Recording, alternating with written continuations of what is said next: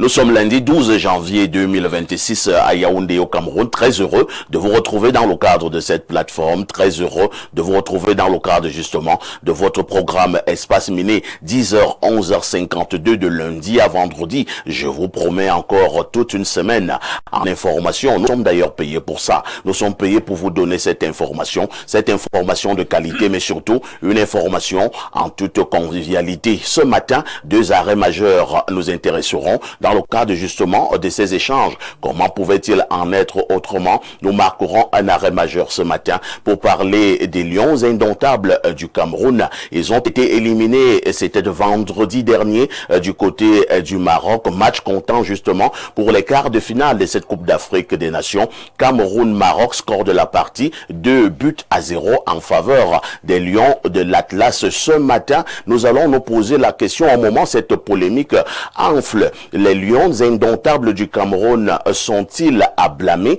ou alors à féliciter? Dans le cadre toujours de ce programme, on parlera de politique et là, il y aura une interrogation, ma foi, importante et surtout pertinente. Quel est le regard que vous jetez sur l'équipe à John Ngoutté? Avez-vous l'impression que le staff gouvernemental, l'équipe à John Ngoutté a failli lors de ces 7 dernières années? Voilà les deux plats que nous vous proposons ce matin. Toujours ce matin, vous aurez votre dénonciation, mais également la quintessence de l'information parue en kiosque au Cameroun. 10h, 11h52. Le programme s'intitule Espace Miné. Votre fidélité continuera à nous honorer. Kasmi Mangue, bonjour.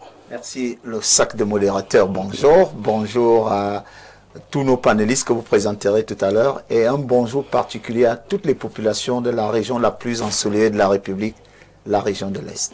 La région de l'Est, vous êtes originaire? Je suis originaire de Abomban. Ah, Abomban. Et mon village c'est Zende à 2 km d'Angossas. Je suis situé à 30 km d'Abomban. 30 km d'Abomban. Avant Abomban ou bien après Abomban? Quand vous partez d'Abomban, avant Angossas. Mais quand vous sortez d'Angossas pour Abomban, avant Abomban.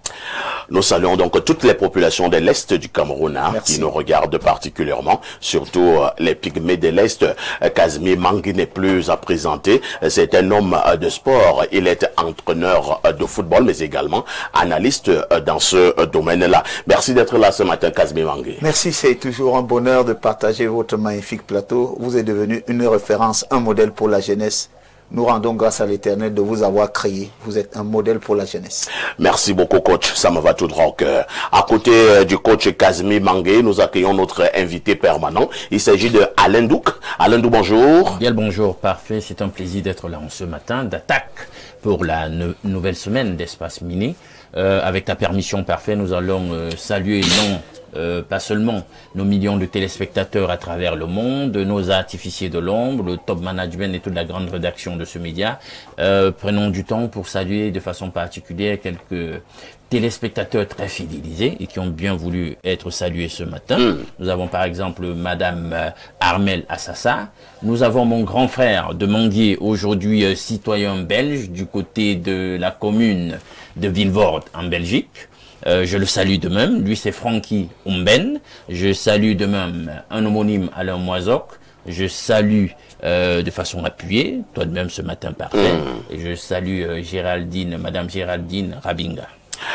Complétons cette liste avec une fidèle téléspectatrice de ce programme.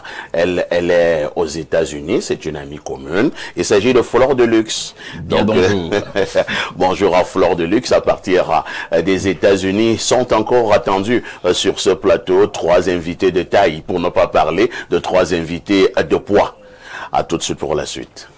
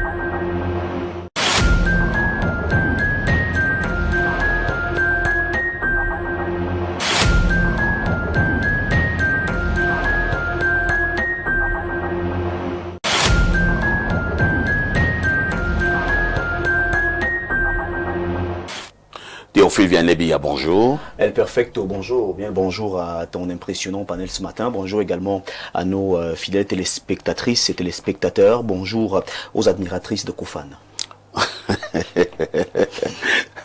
Nous les saluons. Hein? Nous les saluons. Chaleureusement. Le week-end, il a été? Oui, il a été. Le week-end, vous savez, quand on est en Afrique, le week-end est souvent partagé entre cérémonies heureuses et malheureuses. Donc, tout à fait. On essaye de contenter tout le monde. C'est ce qui constitue d'ailleurs le mandat. Oui. Au moment où le cœur est transpercé à côté, transpercé de douleur, à côté, on vient de te dire que tu viens de gagner 50 millions. Toi, tu exaltes de joie. C'est tout cela qui fait le monde. Au moment où on est en train de mettre quelqu'un dans la tombe, de l'autre côté, à 10 mètres, là, on est en train de convoler en juste noces. Exact. Vous voyez un peu, au moment où ta femme dit que c'est terminé, la misère se transmet, à côté, il y a une autre qui dit, ah non, mais vraiment, sans toi, ma vie n'est rien. Et après l'enterrement, c'est la collation et puis la fête, parce qu'aujourd'hui, on constate qu'après la collation, après l'enterrement, c'est la collation. Après la collation, on commence à mettre des musiques dansantes, hein? Donc le mbolé, le bikutsi, le makossa, la Votre veuve, même, il y a ton meilleur ami qui lui dit déjà que tu es très jolie, il faut passer au bureau. Exact. Je vais m'occuper des enfants pour la suite. 10h, 11h52, TVB, que disent les journaux? Les journaux qui sont disponibles en kiosque ce matin, le Perfecto présente pas mal d'actualités. Nous ouvrons cette revue de presse avec un journal de la maison. Il s'agit bien sûr du tri hebdomadaire La Météo qui s'intéresse donc aux travaux routiers. Mvangan, Nkbaïbaï, 2, démarrage effectif du bitumage du tronçon. Cette information est à lire en page 2 sous la supervision du ministre des Travaux publics, Emmanuel Ngano-Djoumessi. Les travaux sur cette route de la région du Sud affichent une évolution appréciable au 11 janvier 2026 avec des interventions visibles sur plusieurs points du tracé. La mise en œuvre de la couche de base en grave latéritique d'une épaisseur de 25 cm est déjà réalisée sur près de 15 km. Le constat est donc fait par le journal La Météo qui revient sur cette information ce matin. En page 2, exercice 2026, circulaire du MINFI portant instruction relative à l'exécution des lois des finances, au suivi et au contrôle de l'exécution du budget de l'État et des autres entités publiques. Cette circulaire est à consulter ce matin de la page 3 à la page 28 du journal La Météo. Cette circulaire est également à retrouver au journal Info Matin de Dieudonné Mveng au bas de une lettre circulaire du MINFI relative à l'exécution, au suivi et au contrôle de l'exécution des budgets des collectivités territoriales décentralisées de la page 3 à la page 20. C'est à lire ce matin. Camwater, retour en 2026 des bornes fontaines publiques sous la houlette du DG. Dr Blaise Moussa, une nouvelle phase de 200 de ces équipements à gestion commune sera bientôt exécutée par l'entreprise en lien avec les collectivités territoriales décentralisées. Des campagnes d'extension de réseaux d'eau potable et de branchement facilité après le discours du chef de l'État Paul Biya le 31 décembre 2025. Nous laissons ce journal pour retrouver Cameroun Tribune qui s'intéresse au vœu 2026. Liesse chez la première dame. Plus de 1000 convives ont partagé des moments de communion vendredi avec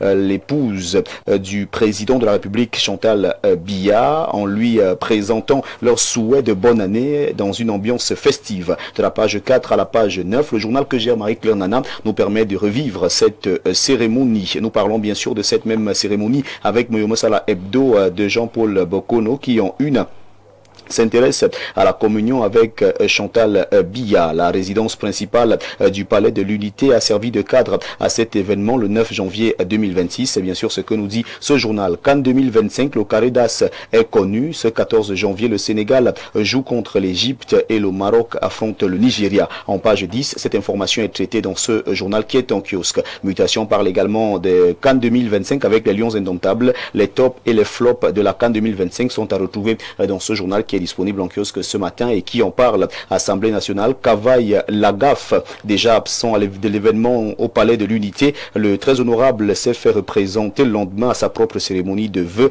de nouvel an par le premier vice-président de cette chambre parlementaire, Hilarion Eton. Aucun député n'a osé dénoncer l'imposture, d'après ce que nous dit Mutation qui est disponible en kiosque. Nous laissons Mutation pour retrouver également en kiosque ce matin le journal Le Messager. Le Messager qui est en kiosque parle bien sûr sûr de CAN 2025. Le Hemley ne suffit pas, c'est ce que nous dit le journal Mutation de Georges Alain Boyomo, qui revient donc sur cette information ce matin et qui en parle. Et bien sûr, le journal Le Messager de Feu Pius Ndiawe s'intéresse à cette affaire et précise ce matin que, bien sûr, parlons bien sûr de la performance des Lions indomptables. Ce journal revient nous dire ce jour, en page 10, qu'au-delà de l'arbitrage largement en faveur du Maroc, la défaite du Cameroun vendredi dernier en quart de finale face au pays hôte est venue étaler les limites tactiques et du sélectionneur David Pagou, autrefois masqué par des victoires euphoriques. Nous laissons ce journal pour retrouver le jour d'Aman Mana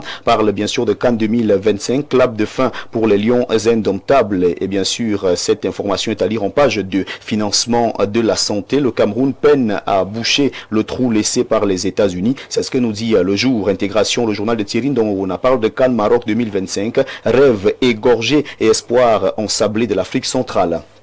La CAN aura refermé ses portes sur l'Afrique centrale comme en claque un livre trop vite lu, une histoire courte, mal ponctuée et dont la fin laisse un silence lourd dans les gradins comme dans les chaumières. Cameroun, Gabon, Guinée équatoriale, République démocratique du Congo, 4 nations, un même destin, celui d'un départ prématuré et d'illusions abandonnées sur le sable de la compétition organisée par le royaume chérifien. La nouvelle expression parle également de la CAN 2025 et présente l'exploit des sélectionneurs africains. Cet exploit est à retrouver en page 8. Citoyens libres ou esclaves, les écrits prophétiques d'Ernest Wandier sont à retrouver dans ce journal qui est disponible en kiosque. Et si nous en prenons la nouvelle de Jacques Blaise Mvié qui parle de Kabbalah, le mauvais vent du remaniement au port autonome de Douala, information à lire en page 3. Climat social s'intéresse au remaniement ministériel, l'heure de chasser les voleurs du pouvoir et de les envoyer en prison. La lettre d'Emmanuel Momokmati est à lire en page 2 de ce journal. Les du Sahel de Gibaï Gatama nous amène à Dabang Kousseri. 6 personnes enlevées par Boko Haram. C'est bien sûr ce que nous dit l'œil du Sahel ce matin. En page 7, le firmament qui est également disponible en kiosque. Le journal de Parfait Aïssi parle bien sûr de l'élimination des Lions en quart de finale de la CAN. Encouragement tout de même pour la nouvelle équipe malgré la défaite par 2-0 contre le Maroc vendredi dernier à Rabat au stade Prince Moula Abdallah. Comptons pour les quarts de finale de la compétition. L'équipe de football du Cameroun a fait preuve de patriotisme et d'engagement jusqu'à sa sortie de ce grand rendez-vous sportif. Vœux de nouvelles au palais de l'unité. Paul Biya fait ses adieux au gouvernement Dion Gouté. Le journal Le Firmament titre en une. En page 4, ce journal nous dit que la grande cérémonie officielle qui a eu lieu jeudi dernier et tout dit au cœur du pouvoir marque la rupture entre le chef de l'État et l'équipe du 4 janvier 2019. Donc les actions portent les traces de plusieurs événements à interroger à l'heure du bilan des 7 années au perchoir entre les scandales financiers, notamment l'affaire Covid, la construction du complexe sportif d'Olembe, les luttes de pouvoir, le grand dialogue national et tout récemment la crise de post-électorale. Le septennat du patron de l'immeuble Étoile affiche plusieurs manquements face aux besoins de plus en plus pressants des populations à la quête incessante des meilleures conditions de vie. Le firmament présente donc toutes ces informations ce matin et nous vous invitons à retrouver ce journal qui est disponible en kiosque. Mesdames, Messieurs, c'est avec le journal Le Firmament que nous refermons cette revue de presse Acte 2 sur Info TV ce lundi matin. De votre aimable attention infiniment merci. Et comme vous le savez, avec 400 francs CFA seulement, vous avez votre journal disponible en kiosque. Merci El Perfect. Merci TVB pour toutes ces informations croustillantes parues en kiosque au Cameroun. Avec 400 francs, vous avez votre journal. Mais il y a cette habitude, Lyon, mauvaise habitude des Camerounais qui n'aiment pas acheter les journaux. Ils se placent devant des kiosques et lisent les titres et ils s'en vont et ils sont persuadés qu'ils sont très bien informés et au quartier ils lancent les débats. Oui, ils font des commentaires avec des précisions à l'appui.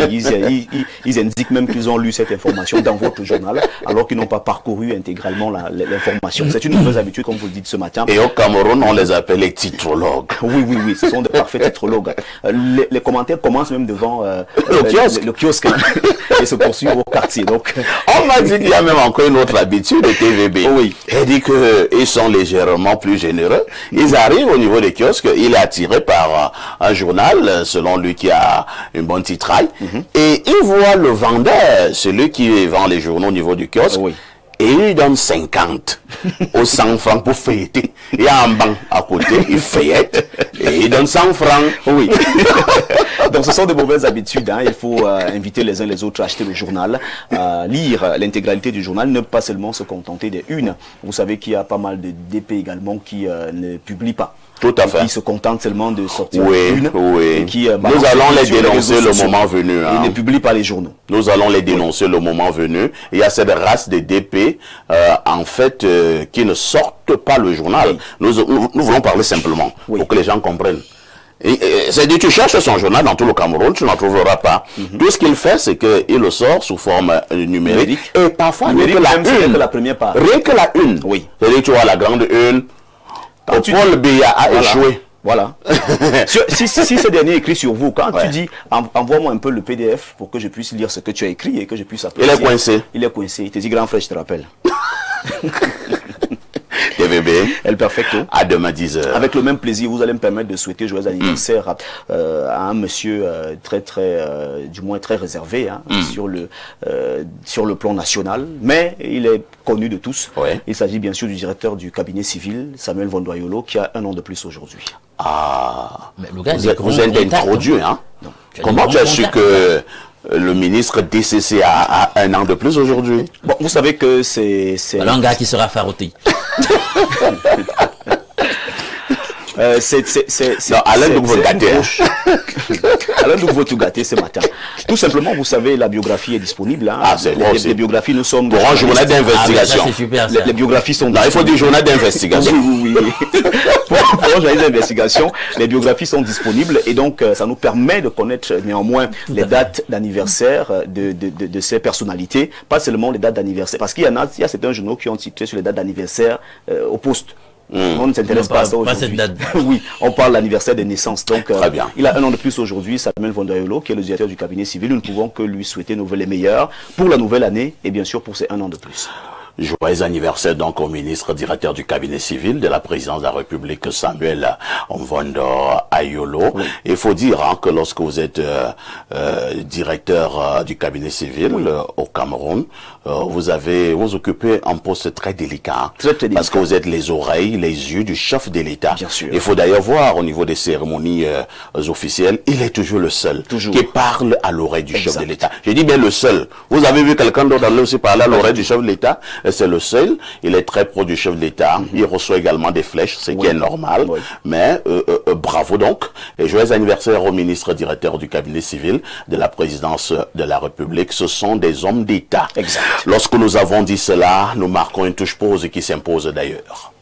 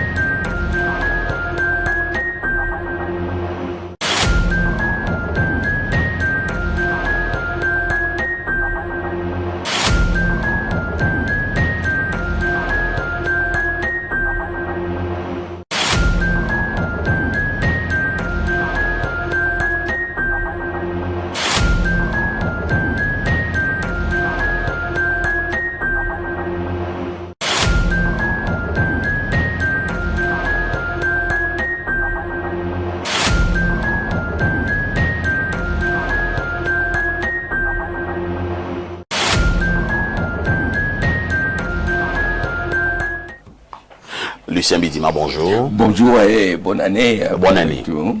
L'année commence bien, oui, ça commence bien. Il y a une élection dont on ne parle pas beaucoup, l'élection des délégués du personnel, et c'est demain. Il s'agit de quoi? Les délégués du personnel, c'est-à-dire les représentants du personnel qui peuvent à tout moment présenter les problèmes du personnel auprès de l'employeur. Tout à fait. Je suis entre autres président des syndicats des travailleurs de la CNPS et je représente mes candidats dans tout le territoire national. Dans l'occasion pour leur dire effectivement il faut qu'ils fassent un bon travail parce qu'en fait aujourd'hui le climat social par exemple chez nous à la CNPS c'est très bien.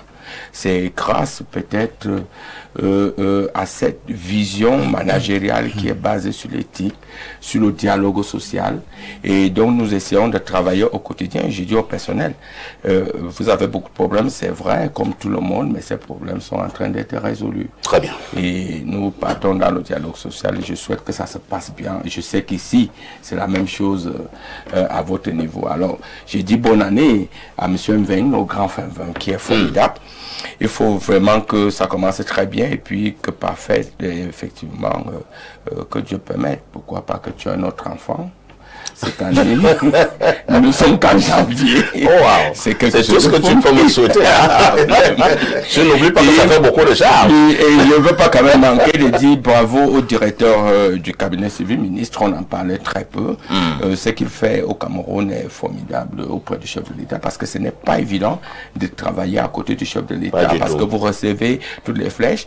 Mais il faut voir sa disponibilité, sa vision, sa manière. Sa discrétion. Discrétion est incroyable. Et quand il est à côté du chef de l'État, il se fait tout petit à côté de lui.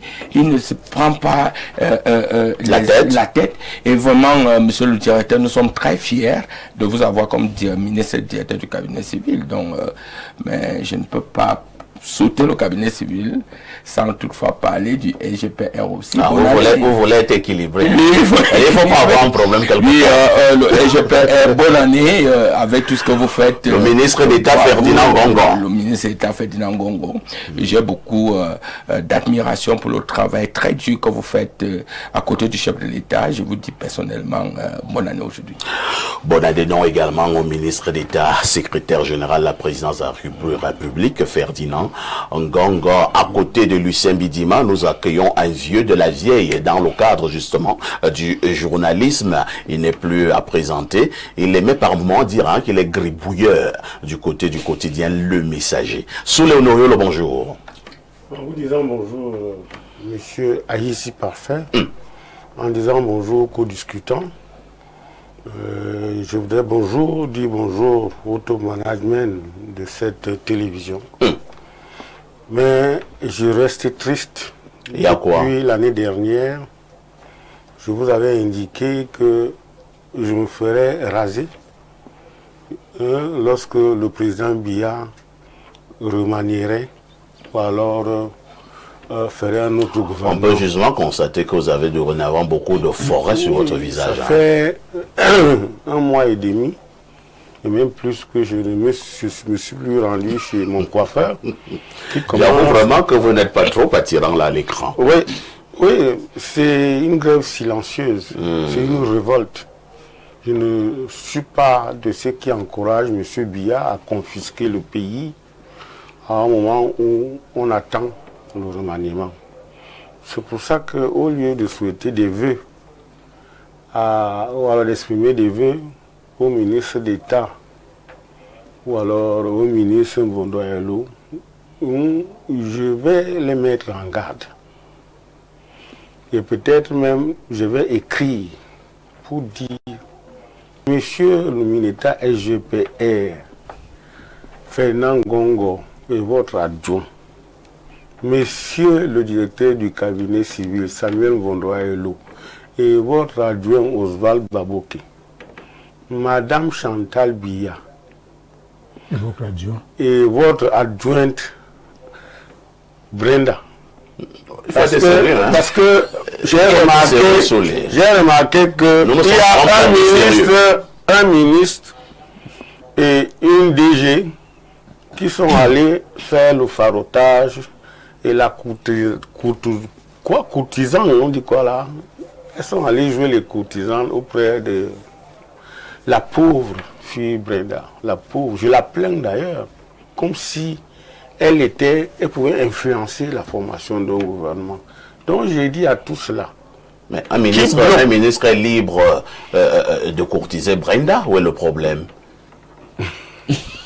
En tout cas, je suis sûr que votre question est piège, mais je répondrai lorsqu'on reviendra au thème. Oui. Mais je voulais simplement dire déjà que tout ce qui bloque, n'est-ce pas, la formation du gouvernement, parce que ils jonglent les parapheurs, ils distraient les parapheurs, ils déchirent même les décisions, les décrets du président. Quelqu'un peut déchirer le décret d'un président de la République? Parce que le président, d'après mes informations, a déjà remanié au moins 4 fois.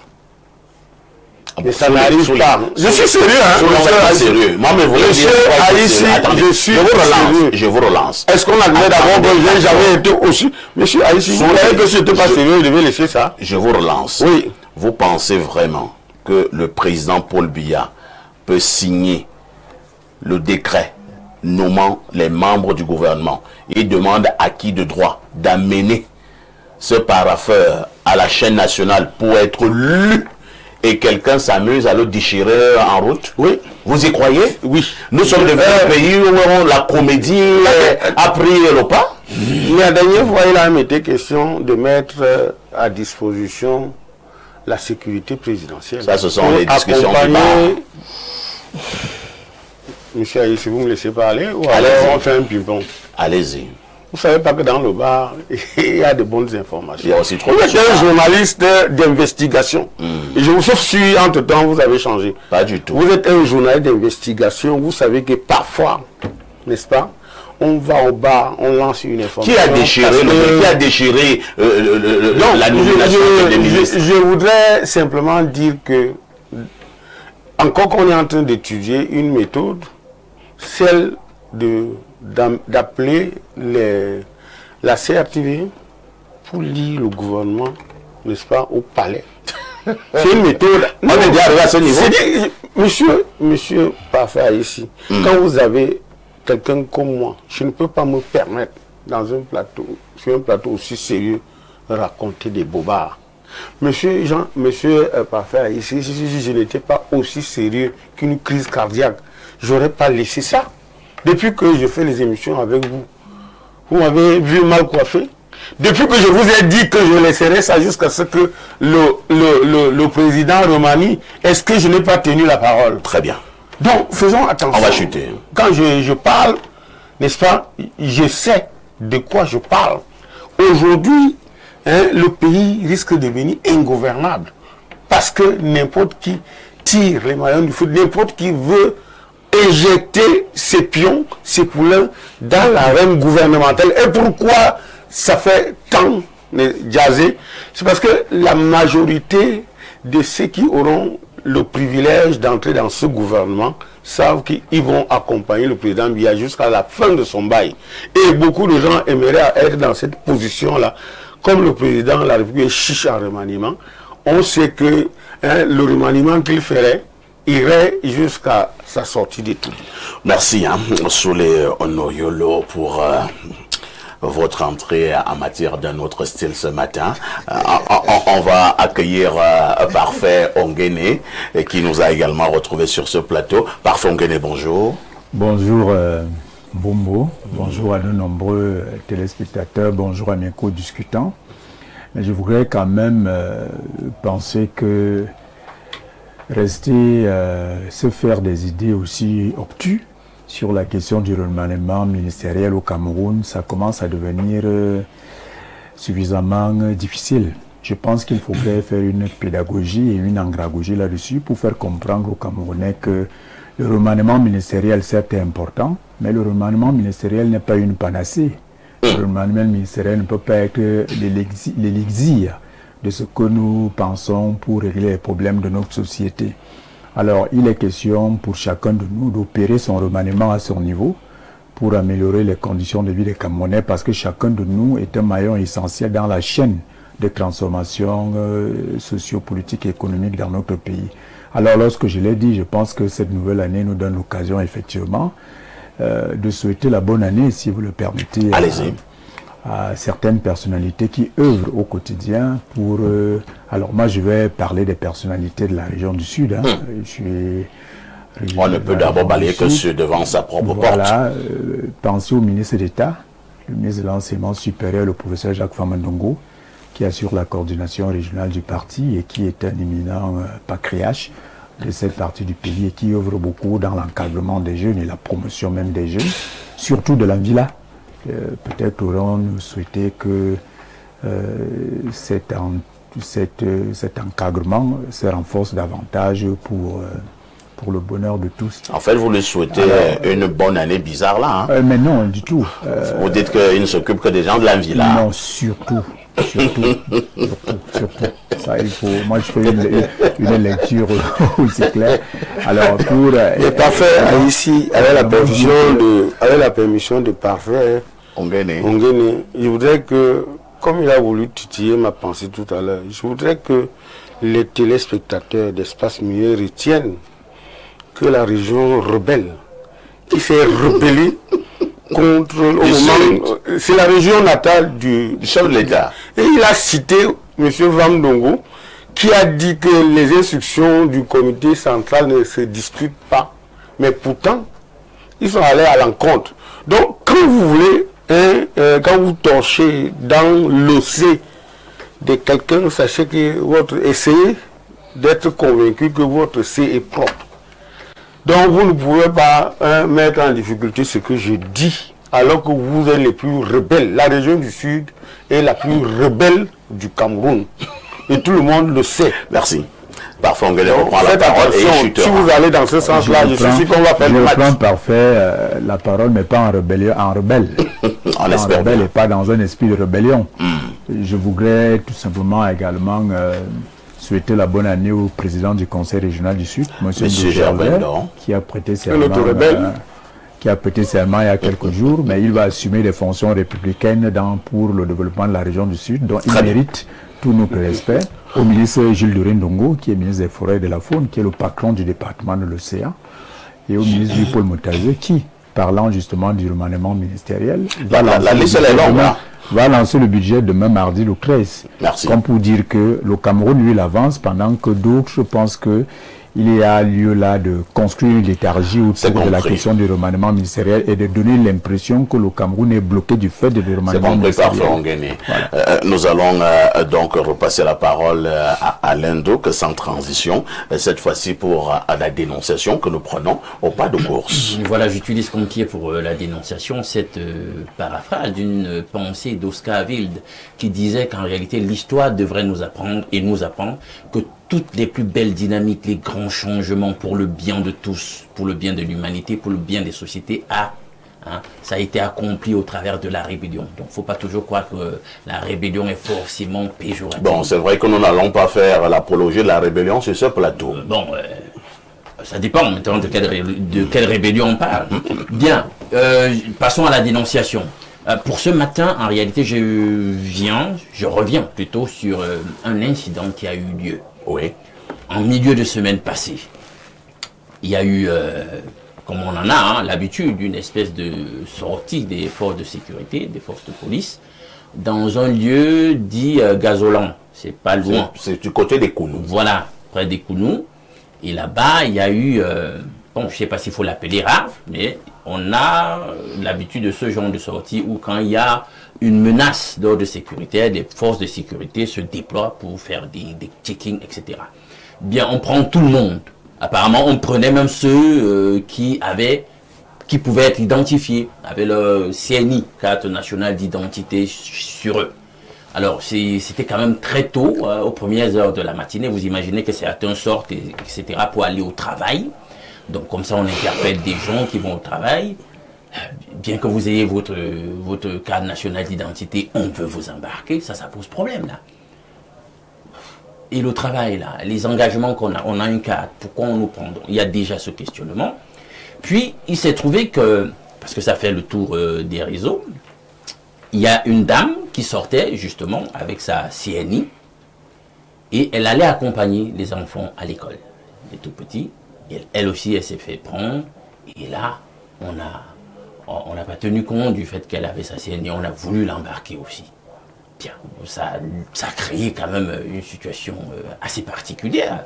Une mère, vous l'embarquez. Est-ce que, je ne sais pas si on peut avoir, avec le soutien de la réalisation, une vidéo qui a fait le tour des réseaux à ce sujet, parce que justement, il y a quelqu'une qui passait par là qui a pu capturer un tout petit peu en bride l'incident, voilà. Et on parle donc une jeune dame qui était sur le chemin de l'école avec ses tout petits pour les accompagner. On dit qu'elle avait sa carte nationale d'identité. Bon, on voit un tout petit peu ce qui est en train de se passer là à l'image.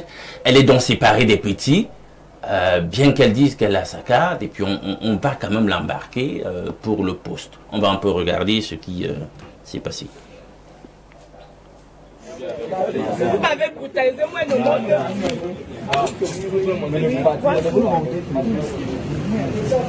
Madame, montez. Je ne veux pas le spectacle. Montez. Madame, nous ne voulons pas le spectacle. Vous allez monter. Tu sais.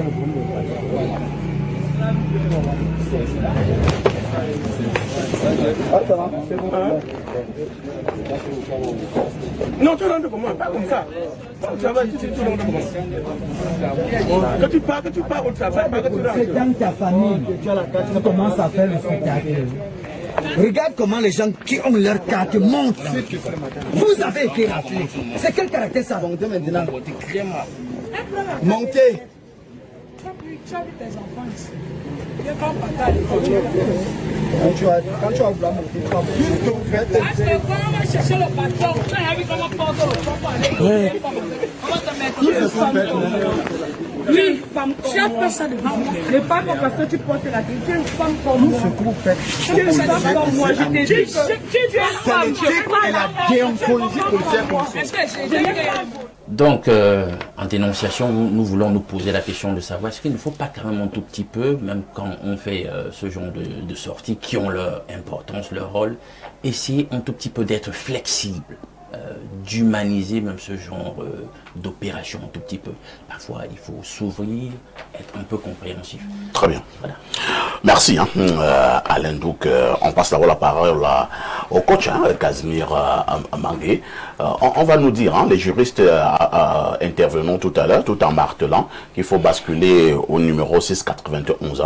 Le 677 est encore défaillant ce matin. Donc, allons au 691 13 18 52.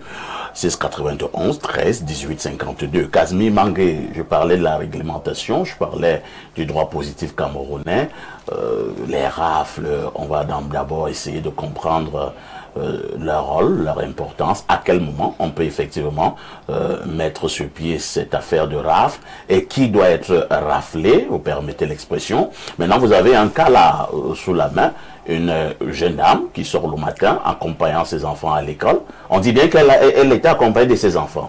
Maintenant, on veut la rafler. La jeune dame a sa CNI, sa carte nationale d'identité, et on voit comment on est en train de tordre ses bras. Apparemment, c'est comme si on veut la ménoter, ainsi de suite. Alors, je sais pas, j'insiste que les juristes vont nous éclairer tout à l'heure. C'est comme ça que ça devrait se passer, coach? Non, je pense pas. J'ai eu très mal. Un être humain, on ne le traite pas de cette manière, même lorsqu'il est en tort. Je crois qu'il y a des approches pédagogiques qui devraient animer l'esprit de ceux qui sont appelés à sécuriser les populations. J'ai eu comme l'impression que cela avait envie de salir l'image du Cameroun. Parce que cette image à l'extérieur, me semble-t-il, donne l'impression qu'au Cameroun, le bon sens a foutu le camp. Je ne suis pas d'avis que on manque un peu, qu'on ne prenne pas du recul quand on veut poser un certain nombre d'actes. Et j'ai la conviction que le délégué général de la Sûreté nationale ne laissera pas cette image passer comme ça. Ces jeunes compatriotes dont la responsabilité est de sécuriser les populations seront interpellés par le délégué général de la Sûreté nationale. Et si je m'en tiens aux déclarations d'Alain et de la caméra, Vous ne pouvez pas embarquer une dame qui a des enfants à sa responsabilité. À un moment, je voulais pas croire parce que il me fallait quand même voir ce qui a été réservé à ces enfants. La vidéo. Je n'ai pas vu l'image de ce qui a été réservé à ces enfants qui étaient accompagnés par la dame.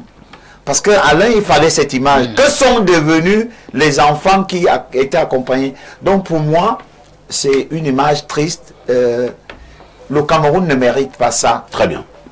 Le Cameroun ne mérite pas ça selon Casimir Mangué. Parfait Onguéné, nous avons donc les éléments de la police visiblement qui sont en train de torturer une jeune dame. Et la jeune dame a bel et bien sa CENI. Elle est accompagnée de ses enfants apparemment.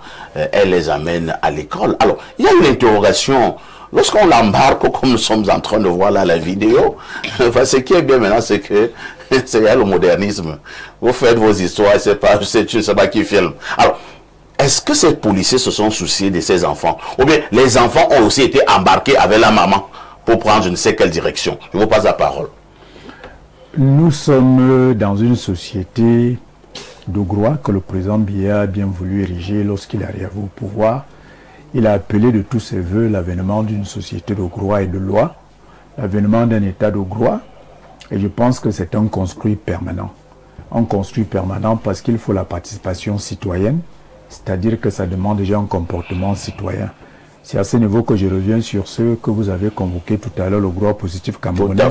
Pour dire que dans le droit positif camerounais, il y a ce qu'on appelle le droit objectif à l'intérieur et le droit subjectif. Dans le droit objectif et le droit subjectif, il faut tout le temps faire une conciliation. C'est-à-dire que nous avons des droits, mais il y a également des devoirs. Et c'est là où commence effectivement le comportement citoyen. Lorsque vous êtes interpellé par les forces de l'ordre et de sécurité, peu importe qui vous êtes, où vous vous trouvez, il faut d'abord obéir. C'est-à-dire que de façon sans résister. Parce que les forces de l'ordre et de sécurité gèrent en réalité ce qu'on appelle la sécurité globale. Donc, si le matin... Parfait, on va bien comprendre. Hein. Oui. On va bien comprendre avec les téléspectateurs. Votre épouse sort le matin, accompagnée de 4 enfants, elle les amène à l'école, on l'interpelle, on l'identifie, elle montre bien sa CENI, mais on dit, madame, on vous embarque, on ne se soucie plus des enfants. Donc, pour vous... Parce qu'elle a été interpellée, elle doit seulement obéir. Quitte à ce que ces enfants qui restent là restent égorgés, enlevés, et vous connaissez la conjoncture. Je pense que dans le développement que je faisais tout à l'heure, c'était pour dire qu'il y a d'abord un comportement citoyen. Le comportement citoyen ne concerne pas seulement la dame, c'est-à-dire que qui fait l'objet de l'interpellation, mais ça concerne aussi les forces de l'ordre et de sécurité. Vous avez dit qu'il faut d'abord obéir. Oui, il faut d'abord obéir. Donc, quelle que soit la condition, vous obéissez d'abord. Non, vous obéissez. Même si vos enfants peuvent être enlevés derrière vous. Non, je ne crois pas que ces gens ayant constaté que cette dame avait des enfants ont certainement marginalisé les enfants. Mais vous avez vu la vidéo? Non, la vidéo n'est pas complète. Vous avez vu que ces policiers se soucient des enfants? Le sort des enfants peut nous être donné plus tard. Mais je pense que si donc quand les policiers interpellent les gens en route, ils ont également réservé certains policiers qui gardent les enfants.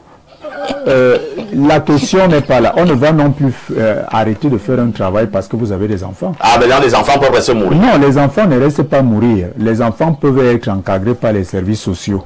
Les services sociaux sont à tous les carrefours de Yaoundé? Non, pas à tous les carrefours de Yaoundé. Je dis juste que il faut comprendre qu'à ce moment-là, il faut d'abord obéir. Et en obéissant, il faudrait que... On obéit et on abandonne nos enfants. On n'abandonne pas les enfants. Il est de la responsabilité des forces de l'ordre de sécuriser également les enfants pour que les enfants ne souffrent de rien. C'est-à-dire que faire appel, appeler par exemple, téléphoner par exemple le géniteur. Est-ce que les policiers qui étaient en train d'embarquer cette dame, les policiers qui étaient en train d'embarquer comme cela, comme un animal, cette dame, est-ce que les policiers lui ont dit pourquoi on l'embarque? On ne doit pas te dire. C'est-à-dire que quand un policier t'embarque en route, je parle encore sur le contrôle des juristes, hein, des avocats et tout ça qui vont écrire tout à l'heure, c'est-à-dire que quelqu'un, un policier, te trouve en route. Et suivant, il dit qu'il t'embarque déjà. Est-ce que le policier là, ne doit pas te dire pourquoi il t'embarque? C'est pour ça que je dis l'image à elle seule ne suffit pas pour nous permettre un décryptage complet. Les policiers savent très bien, ça c'est le b.a.-ba des écoles de police, c'est-à-dire que toute arrestation, toute interpellation doit doit être précédé par la lecture du mobile pour lequel on doit vous interpeller. Ça, c'est le B.A.B.A. dans l'école de police. Moi, je suis un policier dire à la dame tout à l'heure, monte d'abord. Moi, je n'avais pas suivi un policier lui dit là pourquoi on l'embarque. On lui dit, monte d'abord. Non. Monte d'abord. Peut-être qu'il y avait un besoin d'enquête sur une situation. Peut-être que cela lui a été signifié et la dame a résisté. Donc, je dis, pour le moment, nous faisons une interprétation vraiment, comment je peux appeler ça, une interprétation chromatique de la situation. C'est-à-dire qu'on ne sait pas ce qui s'est passé, mais nous disons tout simplement la situation. Donc, je pose juste 10 secondes. On sait pourquoi elle a été interpellée. Ah, vous savez déjà. Oui, puisque Alain l'a dit. Il était question d'engager une série de rafles, d'interpeller les gens. Maintenant, on dit, dans une situation particulière, une dame qui a des enfants, qu'est-ce que la police a dit à cette dame par rapport à ses enfants?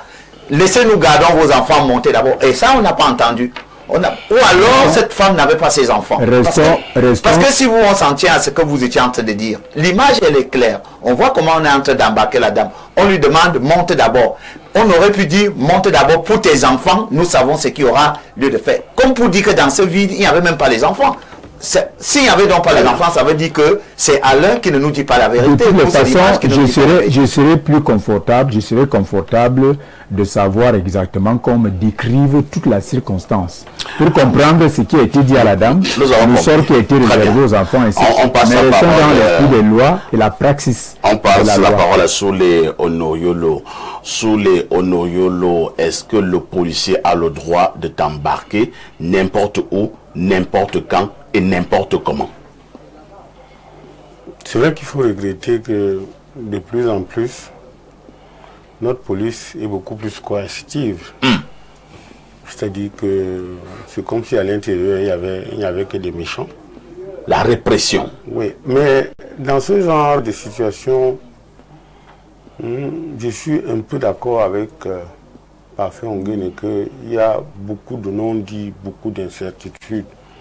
Du coup, on se retrouve dans du 50-50, ou bien du verre à moitié plein, ou le verre à moitié vide, selon, n'est-ce pas, la position qu'on a. Parce qu'en même temps que je parle d'une police coercitive, je pense qu'il y a beaucoup de policiers aujourd'hui qui ont été à l'école, qui savent aussi qu'on ne s'amuse pas n'importe comment avec les libertés individuelles et privées. Maintenant, nous restons sur le questionnement de Casimir, parce qu'on ne voit pas des enfants auprès de la dame. On voit une dame sommée de monter, et si on en vient à vouloir lui passer les menottes, c'est peut-être parce qu'elle a été réticente. C'est peut-être parce qu'on lui a dit de monter comme les autres. Elle n'a pas voulu. Parce que ça aussi, il faut interpeller ça. Moi, je suis de ceux qui pensent que vous ne pouvez pas faire la résidence devant un groupe de policiers. On risque... Cela m'amène à vous poser une autre question. Soulé, au moins là, la vidéo est très explicite. On voit pratiquement 9 à 10 policiers qui encerclent la dame. Et je ne vois même pas que la dame est particulièrement corpulente. Vous voyez un peu, pour dire qu'elle peut faire face à une dizaine de policiers. Est-ce que ces policiers sont obligés de tordre ses bras, comme nous sommes en train de voir là au niveau de la vidéo? Et vous avez dit quelque chose tout à l'heure, il fallait seulement qu'elle monte dessus parce que les autres étaient déjà montés. Est-ce que lors d'une interpellation, parce que les autres sont déjà montés, moi aussi j'ai l'obligation de monter? Vous savez, Parfait, ça nous renvoie à savoir, à avoir des précisions sur l'objet de la rafle. Oui. N'est-ce pas? Ce n'est pas parce qu'on a présenté une carte nationale d'identité qu'on ne peut pas être raflé. Vous savez que les bandits les plus cruels ont toujours toutes les pièces, même dans leur véhicule. Ils ont tout. Quand devant un contrôle, ils ont tout. Mais pourtant, il y a un cadavre dans la malle arrière. Donc, il est important, c'est pour ça que je voulais en venir, pour dire que quand vous voyez le nombre, si c'était 2 policiers, on pourrait dire que peut-être ils font leur gombo. Bon, maintenant, s'ils ont cerné un quartier, et ils sont nombreux, ce qui est sûr et certain, c'est que c'est Mamadou, personne n'entre, personne ne sort. C'est-à-dire que si on a dit, allez les prendre, parfois, Et je pense que la dame, j'ai aussi écouté la voix du policier qui a dit, ne vous livrez pas en spectacle, montez. À un moment donné, c'est une question de rapport de force. Personnellement, je pense que la dame aurait pu peut-être s'exécuter, qu'on n'en serait pas arrivé à un certain nombre de choses. Ça, je dis, c'est pour ça que je parle du 50-50, du verre à moitié vide et le verre à moitié plein. Parce qu'il y a beaucoup de choses que nous ne voyons pas. Tout à fait. Nous n'entend pas la femme parler des enfants. Nous observons simplement une femme qu'on veut faire monter Manu Militari dans un véhicule. Maintenant, je chute par là. Quel était l'objet de la rafle? Le mobile. Est-ce que il y a quelque chose, parce que il peut arriver qu'il y a un groupe de bandits qui se cache quelque part et on dit allez rafler tout le monde. Et une dame peut-être d'allure. Est-ce que ça en commence par être des méthodes archaïques? Nous faisons attention avec C'est-à-dire que les pays développés que nous vantons souvent tous les jours, est-ce que c'est toujours les mêmes méthodes? C'est-à-dire parce qu'on a eu vent de ce que il y a un groupe de bandits à un endroit plus précis, on prend 10 camions de policiers et on prend tout le monde dans 3 quartiers. Est-ce que ces méthodes-là sont déjà pas archaïques? Paris n'a pas été construit en un jour. C'est récent. Je suis d'accord avec vous que il y a certaines méthodes qui sont surannées. Mais en attendant qu'il y ait des mesures sophistiquées, on continue à subir. N'est-ce pas? On continue malheureusement. Merci. Monsieur Bidima, Lucien, je continue à poser ma fameuse question. Lorsqu'un policier vous interpelle en route et dit de monter dans la voiture, est-ce que vous avez l'obligation de monter ou alors le policier ne doit pas vous dire pourquoi il veut vous embarquer alors que vous avez votre CNI? D'abord, je vais commencer par dire que ça s'est passé, vous avez dit à Ekounou. Parce que j'ai entendu parler de Gazolan. C'est le territoire de Central 4. Madame le commissaire Mindjom Christine, qui est une femme formidable, qui fait un travail incroyable, que ce soit au niveau de la sécurité, au niveau même de la pédagogie, parce que j'ai assisté à cela. Et qu'il faut dire aussi que le ministre Mbardangele a, quand il arrive à la police, il a décidé même de changer les mentalités, parce que vous ne voyez plus les gens peut-être vous interpeller pour quoi que ce soit. Il faut d'abord revenir là-dessus, revenir au niveau de la moralité, de savoir que lorsqu'on décide de faire des raflés, c'est qu'il y a toujours un objectif. Soit c'est le grand banditisme, soit les informations que la police a eues, donc il faut interpeller les uns les autres. Ça, c'est d'abord l'objet ou l'objectif. Mais ce qui n'est pas acceptable, parce que vous vous souvenez aux États-Unis, à cause des méthodes pareilles, qu'on est venu embarquer un noir d'une manière incroyable. À un moment donné, même il y a eu des meurtres, où il y a eu, vous avez vu des incendies, c'est-à-dire les gens se sont rebellés, je dis, la première puissance américaine. Moi, je ne pourrais plus, en 2026, faire comme si les actes que nous posons sur le plan individuel, sans aller dans la pédagogie, sans aller dans l'éthique, sans aller dans la connaissance des pratiques, on doit forcément les appuyer, peut-être parce que c'est fait, parce que c'est peut-être quelques membres, les membres de mon parti, d'une manière ou d'une autre, qui le font. Je dis, ce que les policiers doivent faire, c'est d'abord la pédagogie. Moi, Lucien Bidima, quel que soit le problème, d'ailleurs, c'est permis au Cameroun. Si vous venez m'interpeller, je peux faire appel à mon avocat. Tout à fait. Ça dit, le président Biya a tellement modernisé. Nous avons ratifié les accords internationaux sur les droits de l'homme. Vous ne pouvez pas, ceux qui ne veulent pas le dire, si d'aventure donc, d'abord je vous dis que ce n'était pas que le problème de la femme là, tel que vient de voir les images, le rafle était global, mais ce qui me fait très mal, c'est que là-dedans il y avait une jeune dame. Tout à fait. Qui aurait des enfants. Parce que si ce n'était que la femme, elle a résisté. D'abord, le point de résister n'est pas déjà sérieux. Si moi, Bidima, on m'interpelle, je ne résiste pas.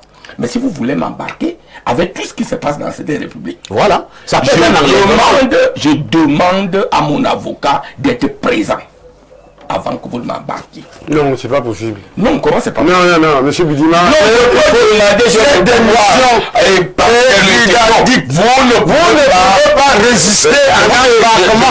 Vous pouvez résister. Vous pouvez convoquer la présence de votre avocat quand vous êtes amené au poste de police et vous dites que vous ne parlerez qu'en présence de votre... Non, il faut pas raconter des histoires. Écoutez, quand la rafle est autorisée, on vient, on dit, on prend tout le monde.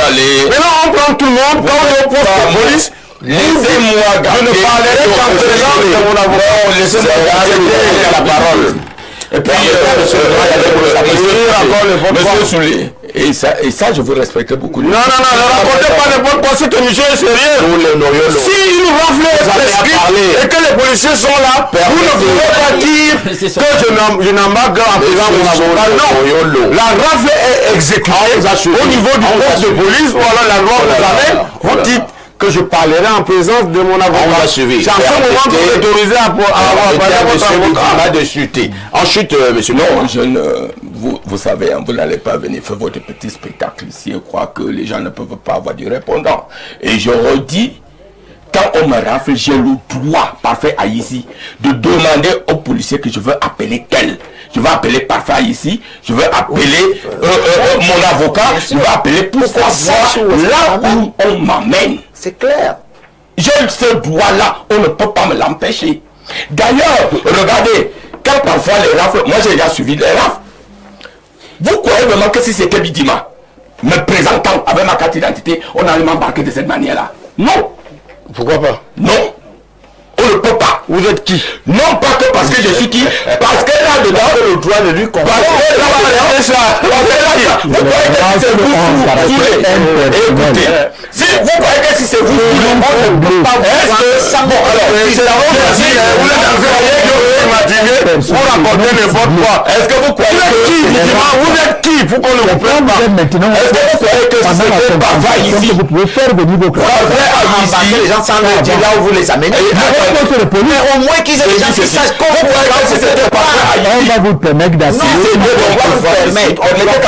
C'est mon droit de parole. Moi, je suis d'accord. Si c'était Parfait ici, que la police allait voir monsieur Parfait ici, vous croyez qu'en présentant la carte d'identité, que je m'appelle Parfait ici, journaliste, on allait l'embarquer de cette manière? Non, il faut aller, il faut défendre les intérêts ou les droits des plus faibles. Pourquoi pas? Parce que quand on a un nom, on ne peut pas faire n'importe quoi. Là où j'ai violé la commune. Je suis pas d'accord. Est-ce que vous permettez une seconde? Je ne peux pas violer volontairement le droit. Je vais dire parce que vous avez un nom. L'autre chose. Ce n'est pas violer. L'autre chose, je voulais vous dire que c'est que. Moi, je s'appelait Bidima, ça veut dire qu'on tient un monde. C'est que monsieur Soulé. Il faut arrêter ça. Concernant le remaniement ministériel est fou. C'est un sujet. Non. Ça va de jouer. Voilà. Je vais revenir là-dessus. S'il vous plaît, nous avons une dénonciation. Et puis, monsieur Soulé. Attendez, oh là là. Non, c'est laissez-vous garder la parole. Le respect à mon endroit.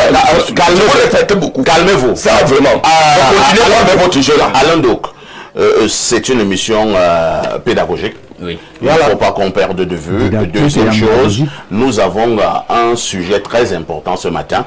Et je ne fais qu'insister, nous allons lire les messages des juristes tout à l'heure parce qu'il y a beaucoup de droits dans cette affaire. Moi, je ne fais qu'insister dans quelles conditions les policiers peuvent vous embarquer manu militari. C'est l'un des problèmes fondamentaux de cette dénonciation. Est-ce que c'est parce que vous êtes policier, vous avez un pick-up de la police, vous trouvez Parfait ici qui sort le matin, qui accompagne ses enfants, vous l'interpellez, il se présente, il a sa CNI, mais vous lui dites, montez dans le pick-up. Si Parfait vous dit, je monte dans le pick-up, pourquoi vous dites montez d'abord?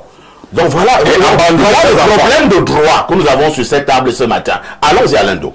Bien, déjà, pour ma part, ce que je vais dire par rapport à ce sujet, c'est que la plupart du temps, quand les forces de sécurité se déploient de cette façon, il y a une raison. Oui. Une raison d'ordre de sécurité, soit une menace, soit un besoin de recouper des informations, etc. Toujours est-il qu'il y a, si on fait un coup de force, c'est qu'il y a besoin vraiment de le faire. Ça au moins on est d'accord là-dessus. Oui. Bien. Moi, je vais parler avec l'expérience que j'ai sur le sujet parce que j'ai déjà été l'objet à 2 fois de rafle. La première fois, c'était un peu plus jeune au lycée. Et je dois dire que, à cette époque-là, bien, c'était dans un chef-lieu de département. Vous imaginez bien, j'étais au lycée, etc. Les policiers de cette époque, ils se comportaient plutôt bien. J'ai juste passé quelques heures là-bas. Puis, par la suite, on m'a libéré. Deuxième fois, là, je suis déjà un homme. Et je dois dire que cette fois-là aussi, c'est vrai que c'était la gendarmerie, mais quiconque avait ces pièces n'était pas embarqué. Donc, il ne faut pas croire que nos forces de défense et de sécurité font toujours mal les choses. Ceux qui, la dernière fois, c'était la nouvelle route Omnisport, ceux qui avaient les pièces d'identité, les pièces d'identité, on ne les embarquait pas. C'est clair. Exclusivement ceux qui n'en avaient pas. Ça fait l'objet d'un contrôle. Voilà. Mais nous parlons d'une rafle. Non. C'est pas la même chose. C'est ce qu'il a dit. Vous pensez que tout le temps ils viennent là, ils embarquent? Non. Ils font pas. Ils ont des objectifs comme ça. Ils connaissent la rafle.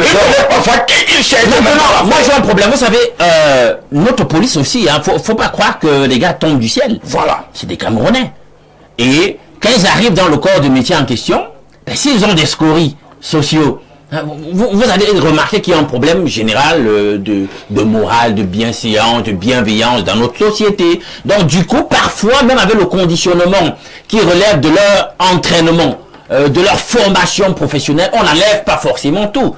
Parce que les gens ont oublié même qu'au départ, la police est un corps civil. Voilà dire aux gens. Mais vous avez vu que la dynamique dans le monde, c'est une militarisation du corps en question qui est à la base un corps civil. Et alors, avec la fonction en question de gardien de la paix, on parle avec courtoisie, on parle avec bienveillance, on fait de la pédagogie. Ça commence à manquer parce que tout le monde se la joue un peu militaire, martial. Non, c'est ça qu'on veut fustiger.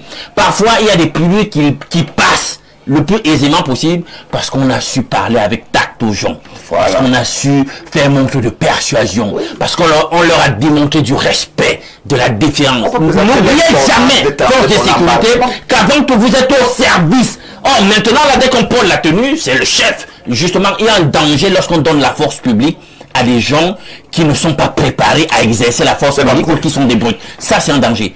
Il faut que vous sachiez que vous êtes au service du peuple. Lisons rapidement quelques messages, une pluie de messages ce matin, comme d'habitude. Bonjour Perfecto, concernant la dénonciation de ce matin, dire s'il vous plaît à Monsieur Onguéné de répondre à votre question, de savoir si c'était sa femme à la place de la jeune dame. L'aurait-il accepté? Mince, un juriste qui n'arrive pas à répondre à une question si simple. Par moment, laissons de côté le gros français et soyons simples et directs. Un autre message ce matin. Bonjour le grand Perfecto et à tous les invités sur le plateau. J'interviens ici par rapport à la vidéo de la dame qui a été raflée par la sécurité nationale. Vous-même sur le plateau, soyez un peu plus sérieux. Les hommes en tenue sont aussi des personnes ayant un cœur. Vous pensez vraiment que ces policiers pouvaient rafler cette dame si elle était vraiment accompagnée de ses enfants à l'instant précis? Une autre hypothèse se présente. Peut-être qu'elle était déjà allée laisser les enfants à l'école et était déjà en train de rentrer. Mais dit qu'elle a été raflée en étant accompagnée de ses enfants, c'est très faux. Et que M.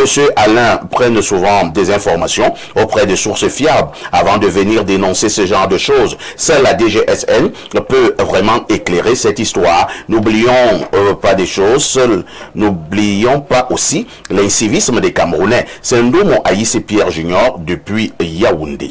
Un autre message ce matin. Bonjour au sac de modérateur. Pourquoi toujours la police est dans les affaires bizarres de cette république?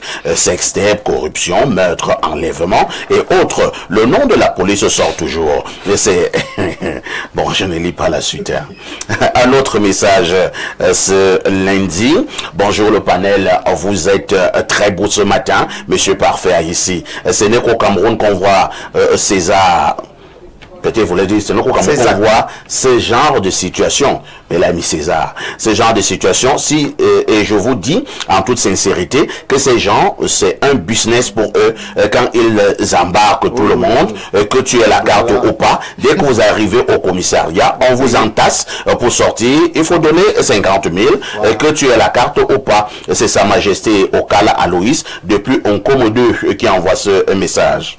Sa Majesté, vous êtes identifiable, hein? Je ne vais pas reprendre ton nom et donner ton cas. Alors, quelqu'un dit ici, hein, c'est un message qui nous vient du plus 20, c'est l'Égypte. Salam au plateau, vraiment monsieur Haïssi, votre émission est la plus suivie hors du Cameroun. Alors, je vous prie de savoir qui est invité sur votre plateau, car nous ici à l'extérieur, les autres nationalités nous craignent du fait de notre intelligence. Et quand on voit un monsieur nous dire que le devenir des enfants est accessoire, je tombe de nu. Ailleurs, les contrôles de police sont mixtes, hommes et femmes. Les hommes interpellent les hommes et les femmes interpellent les femmes. Vraiment, c'est désolant. Vraiment, monsieur Bidima, bravo à vous. La résistance de la femme est liée au devenir de ses enfants. À cet instant, sachant qu'une fois là-bas, avec ou sans cas, tu ne sors pas là-bas comme tu es entré. Il faut donner de l'argent. Décidément. Un autre message, hein, lisons peut-être deux dernières préoccupations. Bonjour le panel, vraiment, on voit tout dans ce pays. Les policiers du commissariat de Messamondongo ont fait un contrôle un soir de novembre 2024. Mon véhicule a été interpellé. Malgré le fait que le véhicule avait tous les papiers, il a été mis en fourrière parce qu'il y avait des bouteilles de whisky dans le véhicule avec facture de ces produits. En fait, je me suis rendu compte qu'il y avait un nombre de véhicules à mettre en fourrière pour un paiement des droits de fourrière le lendemain. Un autre message ce matin. Bonjour à Haïssi et toi d'Albert Parfait et à tout ton panel.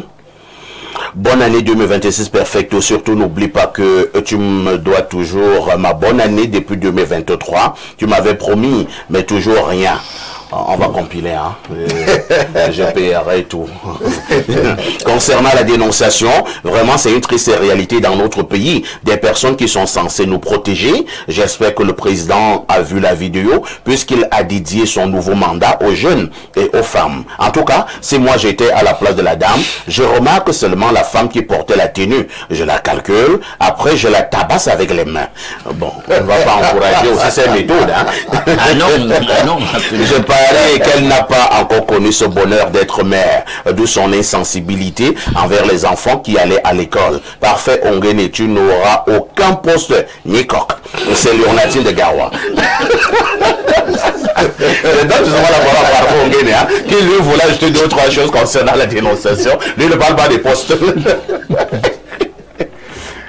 En tout cas, parfait, il faut relever que pour ne pas faire une sortie de piste sur la problématique et la dénonciation, c'est-à-dire qu'on nous a parlé des rafles. Oui. Je constate tout simplement qu'il faut recadrer le sujet pour lever l'équivoque, éviter les quiproquos. C'est que le rafle signifie arrestation massive opérée à l'improviste par la police. Quand on dit, on intègre le terme massif à l'intérieur, ça suppose que c'est pas ciblé, ça ne concerne pas un individu, c'est pas personnifié, c'est impersonnel et c'est général. À partir de ce moment, les méthodes qui y sont appliquées sont des méthodes qui s'appliquent à tout le monde, peu importe les identités de ceux qui se trouvent sur le lieu des rafles. Alors, il est juste question d'accepter de se faire rafler, d'aller au poste de police et d'aller commencer à manipuler ses droits à partir du poste de police, peut-être en appelant cette fois-là son avocat, pour que l'avocat vienne vous défendre. Après, peut-être qu'il y ait eu... Parfois, on gagne. Nous avons un souci. Parfois, je te relance. J'ai parlé tout à l'heure de conjoncture. Attendez, j'ai parlé tout à l'heure de contexte. Nous sommes là au Cameroun et nous avons pas mal d'histoires. Hein. Je ne vais pas les énumérer ici ce matin, où des gens en tenue ont pris des gens, prétestant également que c'était un contrôle, c'était des rafles, c'était ceci. Et des gens ont disparu. Et bien, c'est voilà, on s'est rendu compte que ce n'étaient pas des vrais hommes en tenue. Donc, maintenant, si quelqu'un a la tenue, la police ou la gendarmerie, allez, monte.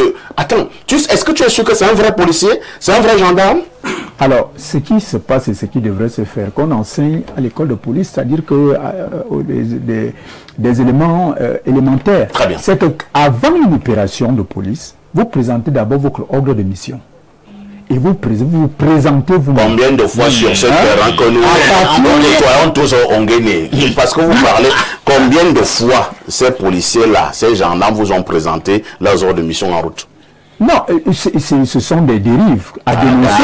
Ce sont des dérives à dénoncer, mais nous disons, dans la courtoisie républicaine et dans l'application du droit, tel que vous l'avez bien énuméré tout à l'heure, le droit positif camerounais, effectivement, avant toute interpellation, celui qui vient vous interpeller doit vous montrer non seulement l'ordre de mission, mais également se présenter lui-même à travers. À partir de ce moment, vous êtes en sécurité. Je me demande une minute. Oui, en une minute, je vais quand même dire quelque chose. Hein. C'est-à-dire, le travail qui est fait au niveau du RAFLE n'est pas dénoncé, le travail en lui-même. Il faut être clair. Il faut être clair. C'est-à-dire, la police a le droit de faire ce travail-là. La police, on ne connaît pas les mobiles. Il y a une information, il y a un problème d'insécurité, etc. Ils ont le droit. Mais ce que nous sommes en train de condamner, c'est la méthode de la méthode. C'est ça. Quel que soit, nous sommes des êtres humains, nous sommes dans un monde civilisé. Nous avons les droits et les devoirs. Je ne crois plus que dans le Cameroun de 2026, on va rentrer dans le Cameroun de 1960. Quelles que soient les conditions, Monsieur Parfait a ici, aucun vient à nous dire, l'histoire qui nous est relatée, c'est que cette femme avait des enfants. Et vous avez posé la question, et si c'était mon épouse, qu'on allait rafler de cette manière, et laisser mes enfants, j'allais porter plainte au tribunal administratif. C'est automatique. Parce que j'ai aussi ce droit-là au tribunal, je veux dire. J'allais porter plainte au tribunal. Parce que personne ne peut me prendre aujourd'hui. C'est compris. Personne ne peut me prendre si vous ne justifiez pas pourquoi vous venez me prendre. Vous êtes donc, alors moi je conclue en disant que les quelques éléments, oui, je vais partir. Voilà. Mais ce que je justifie, la résistance, je la condamne. Voilà. De la dame. Mais cette résistance-là est peut-être humaine. Mais j'ai dit que le travail que le ministre Mbargangele fait, c'est un travail de moralité et d'éthique. Et que Mme Minton, qui contrôle 104, est une femme incroyable sur ce point. Alors on ne peut pas continuer que les quelques petits éléments qui refusent d'appliquer l'ordre, la moralité républicaine, l'éthique, la volonté que le chef de l'État veut de revaloriser l'être humain, quelle que soit la pratique, et que cela, nous bottions ça en touche. C'est compris. Voilà ce que je dis. Excusez-moi, s'il te plaît, je te l'ai jamais demandé. Oui. Vous avez suivi ce que votre Mbombo a dit tout à l'heure. Parfait. Si vous avez même la perfusion, si vous êtes mourant, non, on doit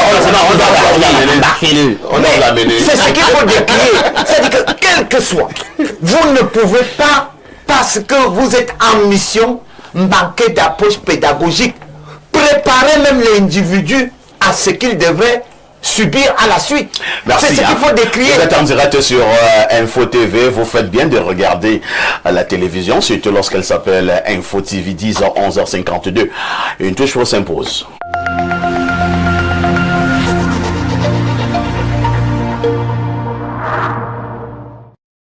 En janvier, la fête continue avec Canal+. Le bilan est plus que positif, hein. Bonjour. Nous sommes puissants, courageux et braves. On fera bien notre boulot, vous inquiétez pas. Tout ce que j'attends de toi, c'est que tu te détendes. Je crois qu'il l'adore, les mecs. Commencez l'année avec les nouvelles saisons de vos programmes préférés. Jusqu'au 18 janvier, le décodeur HD est à 5000 francs dès la formule Access. En plus, la parabole et l'installation sont offertes. Et pour que la fête soit encore plus belle, profitez de toutes les chaînes et de l'option DSTV English Plus, offerte pendant 30 jours si vous vous réabonnez à votre dernière formule. Bonne année avec Canal+. Au terme d'un processus rigoureux de filtrage et d'analyse, ce qui vous permet d'étancher votre soif en toute sécurité. Buvez l'eau minérale Bonis, buvez la vie.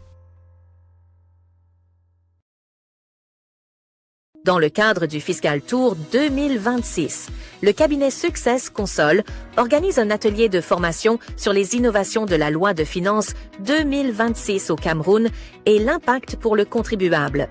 Au programme, présentation des innovations fiscales 2026, décryptage, analyse des impacts et avantages pour le contribuable, résolution des cas pratiques. Les formateurs, inspecteurs d'impôts seniors et fiscalistes agréés CEMAC. Vous êtes directeur général, directeur financier, comptable, fiscaliste, auditeur financier. Vous êtes la bienvenue à cette formation. À Douala le 28 janvier et à Yaoundé le 4 février. Réservez votre place maintenant au 673 32 86 81 6 99 79 94 97 ou à l'adresse contact@successconsult.com. Bienvenue au Welcome Gardens Hotel. Ici, chaque instant est une invitation à l'évasion. Niché au cœur de soi à quelques minutes de l'université de Yaoundé 2, le Welcome Garden Hotel vous ouvre les portes d'un lieu où la nature et l'élégance se rencontrent. Réveillez-vous dans une chambre raffinée, baignée de lumière et pensée pour votre confort. Promenez-vous dans nos allées verdoyantes et plongez dans notre piscine géante à 2 bassins. Côté affaires, nos salles modernes de séminaires et de réunions offrent bien plus qu'un cadre de travail. Elles stimulent vos idées et subliment vos rencontres professionnelles. Côté célébration, nos somptueuses salles de mariage et de réception transforment vos moments précieux en souvenirs éternels. Côté bien-être, laissez-vous choyer dans notre institut de beauté. Évacuez le stress dans notre salle de sport, puis détendez-vous au sport bar autour d'un cocktail, d'un tournoi de billard ou d'une soirée after work. Chaque détail du Welcome Garden Hotel respire hospitalité et raffinement. Ici, tout est pensé pour que vous vous sentiez ailleurs, mais mieux que partout ailleurs. Welcome Garden Hotel, votre jardin secret.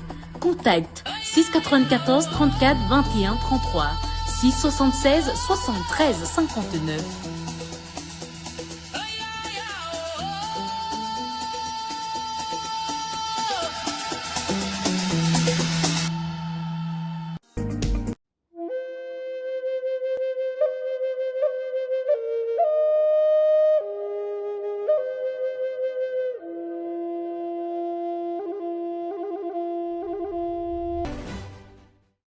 En janvier, la fête continue avec Canal+. Le bilan est plus que positif, hein. Bonjour. Nous sommes puissants, courageux et braves. On fera bien notre boulot, vous inquiétez pas. Tout ce que j'attends de toi, c'est que tu te détendes. Je crois qu'ils l'adorent, les mecs. Commencez l'année avec les nouvelles saisons de vos programmes préférés. Jusqu'au 18 janvier, le décodeur HD est à 5000 francs dès la formule Access. En plus, la parabole et l'installation sont offertes. Et pour que la fête soit encore plus belle, profitez de toutes les chaînes et de l'option DSTV English Plus, offerte pendant 30 jours si vous vous réabonnez à votre dernière formule. Bonne année avec Canal+.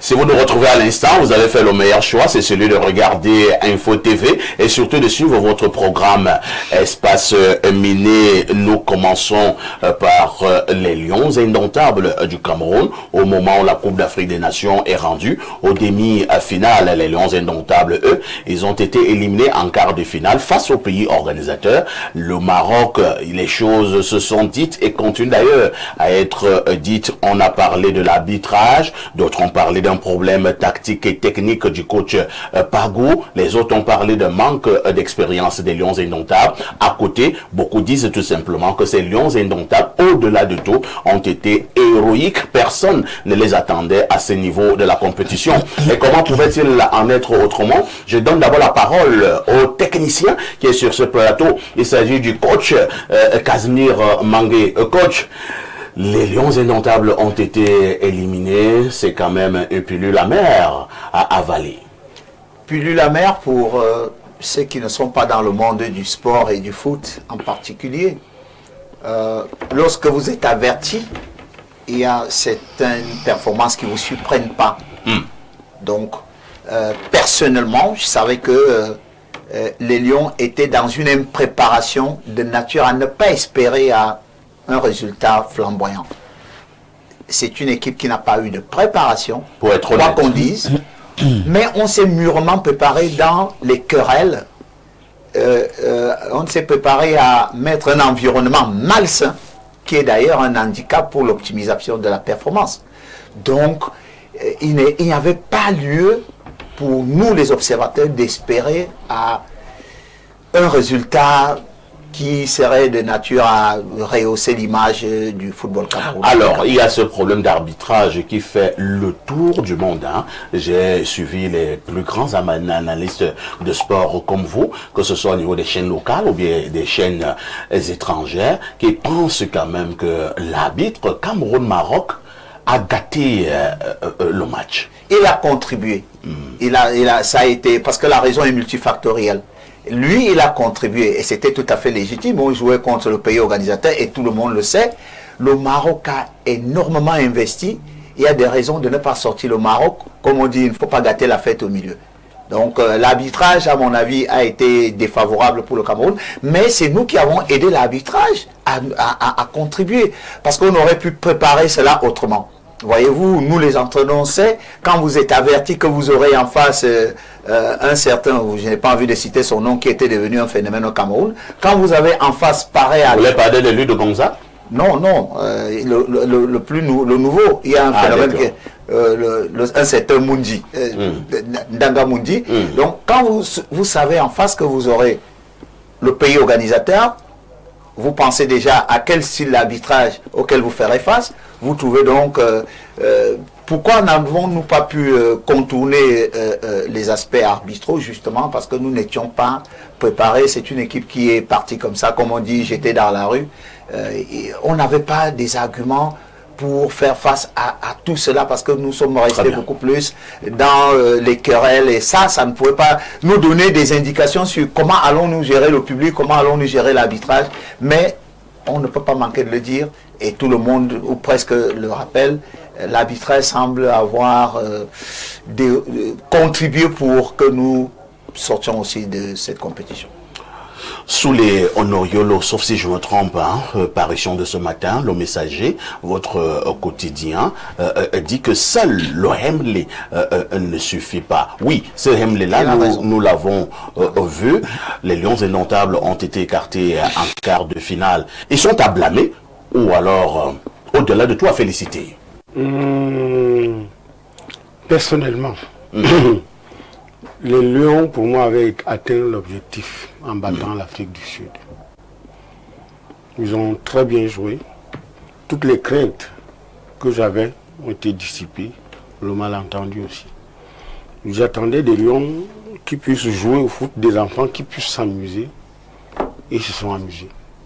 J'attendais qu'on crée des noms qui n'existaient pas avant. Les noms ont été créés. Les noms ont été créés.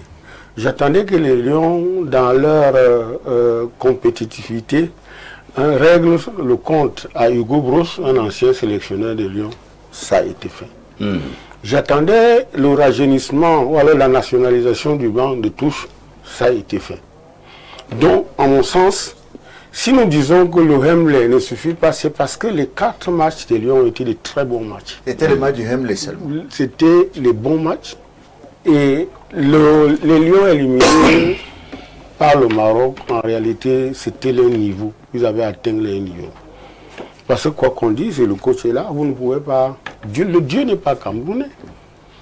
Des Lions qui viennent presque impréparés. Et le mais Maroc, vous avez le Maroc qui prépare sa compétition. Depuis des années. Qui, depuis 50 ans, n'a pas soulevé le trophée de la CAN. Et qui est quand même 4e mondialiste. Et qui va en Coupe du Monde. Donc il y avait un ensemble d'éléments, une équipe bien rodée.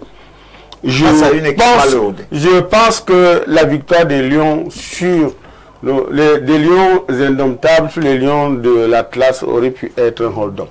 Dieu merci. Ah bon? Oui.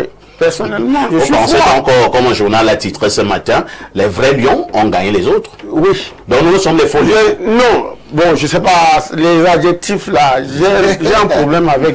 Je vais rester froid dans la lecture de ce qui s'est passé. Parce que je vous dis que ma victoire avec les Lions s'arrêtait avec l'Afrique du Sud. Et je voudrais dire une chose. Dieu n'est pas camerounais. 88, les grands-pères de ceux-là, des Lions actuels, ont éliminé, ils ont éliminé le Maroc au Maroc. Tout à fait. N'est-ce pas? Et vous pensez que des années après, Dieu restera camerounais pour favoriser les lions indomptables, même quand la logique de l'impréparation a montré les limites d'un certain nombre de choses. Donc, parfait ici, je voudrais encore que, personnellement, je pense que nous avons 5 ans qui ne nous ont rien apporté, qui ne nous ont servi à rien. Comment ça? Une 6e rapporterait quoi? Un pays qui n'arrive même pas à finir des infrastructures sportives, un pays qui n'arrive pas... Non, là vous avez un autre débat. Hein. C'est le même débat. C'est le même débat. Vous avez vu les installations qui sont au Maroc? Tout a été fini. D'accord? Mais vous avez ici un pays qui a organisé un camp dont on ne sait pas ce que sont devenus les infrastructures finies ou pas finies, un hôtel au stade de Lembe qui est sous les gradins ou alors qui est... Donc, personnellement, je pense qu'une canne de plus ne sert à rien dans un pays qui n'en fait rien ou alors qui ne fait rien avec toutes ces victoires-là. Je sais, je vois mon ami Lucien Bidima gratter sa belle coiffure. Je vois la même chose de Tolomonim Parfait. Le Congolais bon, hein? Je vois Tolomonim Parfait. Je comprends un peu leur gêne parce qu'ils sont dans le pays organisateur, le camp organisationnel. Mais je voudrais vous dire, je rappelle que les Lions ont gagné 5 ans. Ça n'a rien donné jusqu'aujourd'hui. Quand vous voyez ce pays, un pays qui a gagné 5 ans peut se retrouver dans ce genre de désordre où il y a des complexes d'ego entre un ministre et un président de Fédé. Un pays qui a gagné 5 ans peut se retrouver dans une incertitude comme celle-ci. Et un pays qui a 5 ans peut se retrouver à n'avoir pas un coach qui soit nationalisé, un local. Un pays qui a gagné 5 ans peut se permettre d'aller chercher un policier pour en faire, n'est-ce pas, l'entraîneur sélectionneur. Donc il y a tout ça qui fait en sorte que c'est un désordre établi. Moi je suis satisfait de la prestation des Lions et ça me suffit. Lucien Bidima, je vous passe la parole en vous suggérant de rester d'abord au niveau de l'équipe même. Hein. Soula a commencé à dire quelque chose de pertinent tout à l'heure. Nous n'avions plus un certain nombre de noms, maintenant nous les avons. Kofane, Nomasso, Toko et que sais-je encore. Il y avait un désordre au niveau de la tanière, c'était visible. Maintenant l'ordre est revenu. Je vais oublier les autres faits. Est-ce qu'il ne faut pas dire que les Camerounais, par moment, nous demandons un peu trop. Cette jeune équipe qui a été confiée à Pagou pratiquement à 2 semaines du début de la CAN, qui est arrivée en quart de finale, est-ce qu'on ne devrait pas nous dire, asseyons-nous, continuons à construire cette jeune équipe? D'abord, il faut commencer par féliciter les Lions. Hein. Et pour féliciter les Lions, je vais féliciter au même moment le gouvernement et le président Samuel Eto'o-Fils. Qu'a fait le gouvernement? Le gouvernement a laissé totalement Eto'o-Fils organiser cette Coupe d'Afrique des Nations. Vous n'avez pas vu la délégation du gouvernement. Pas d'interférence. Vous n'avez pas vu d'interférence. De l'autre côté, le président Samuel Eto'o-Fils a pris ses responsabilités. Il a décidé, il a limogé un entraîneur, il a recruté un autre entraîneur. Il a décidé de faire avec les jeunes, les non-name, comme on les appelle, mais à nous redonner la joie de rêver. Parce que quoi qu'on dise, je suis comme vous, je ne savais même pas que cette équipe allait gagner un seul match. Nous tous, nous étions mûrs dans ce système de dire que c'est une erreur. Pourquoi le faire? Mais quelque part, parce qu'il y avait maintenant l'ordre dans la tanière, comme on le dit. Il y avait une seule personne qui a pris ses responsabilités et ses décisions. Et effectivement, il y a eu ce qu'on appelle, parce qu'on ne peut rien faire dans le désordre, on ne peut rien faire sans ambition. Effectivement, il y a eu de l'ambition. Et il y a eu cette manière de voir les jeunes jouer sans remords. Ils n'étaient même pas totalement épatés par qui que ce soit. Et je vous dis que cette équipe aurait pu gagner cette coupe. Et je ne suis pas d'accord avec celui qui dit c'est les mauvais Lions. On aurait, s'il fallait gagner, être avec le Maroc, ça allait être un hold-up. Non, tout au contraire, c'est le Maroc qui a fait le hold-up. Parce que ne venez pas nous dire que l'arbitrage ne déstabilisait pas. Ce penalty, d'ailleurs, je ne suivais pas le match. dans nos chaînes de télévision. Je suivais ça dans les chaînes de télévision étrangères qui ont immédiatement dénoncé l'arbitrage. Parce que le penalty, s'il avait été là, je parle sous le contrôle du coach, ça changeait le cours du match. Alors, mais qu'est-ce que cette histoire-là quitte aussi en Afrique? Qu'on vienne à nous dire que parce que c'est un pays qui a investi, on ne peut pas éliminer tel ou tel pays, immédiatement on fausse le jeu. Alors moi je chute en disant qu'effectivement, les choses sont revenues à la norme. Peut-être qu'il faut laisser cette norme. C'est-à-dire laisser le président de la Fédération camerounaise de football prendre ses responsabilités. Parce que imaginez un seul instant, si on était sorti là avec 3 défaites, qu'est-ce que nous serions aujourd'hui? Donc, et ça m'amène à parler d'une manière globale. Lorsque vous êtes responsable, mieux vaut qu'on vous donne les moyens de votre responsabilité et que vous preniez vos mesures. Donc, Samuel Eto'o, ce qu'il a fait est formidable. Et cette équipe, si cette équipe continue comme ça, je crois que dans 2, 3, 4 ans, nous aurons les mêmes équipes. Mais cependant, si j'ai quand même quelque chose à souhaiter, c'est que, eh bien, ok, une équipe ne peut pas faire, je parle encore sous son contrôle, sans des hommes d'expérience. Peut-être qu'il y a eu des problèmes. Maintenant, il y a l'autorité qui est revenue, mais on ne peut pas quand même totalement mettre de côté le fait que le Cameroun a énormément d'hommes d'expérience en matière de football aujourd'hui à travers le monde, que peut-être après, il faut associer l'expérience, l'espérance, la jeunesse, et c'est ça que... Sous les demandes qui manquait, quel joueur manquait à ça faire? Parce que c'est important. Non, il faut être sérieux. Alors, on a choisi la politique. Je note pas la... Ce que Lucien venait de dire, ça passe inaperçu peut-être. Je voudrais vous dire que quand vous regardez les équipes qui sont jusqu'à cette phase de compétition, la moyenne d'âge c'est 28 ans et demi.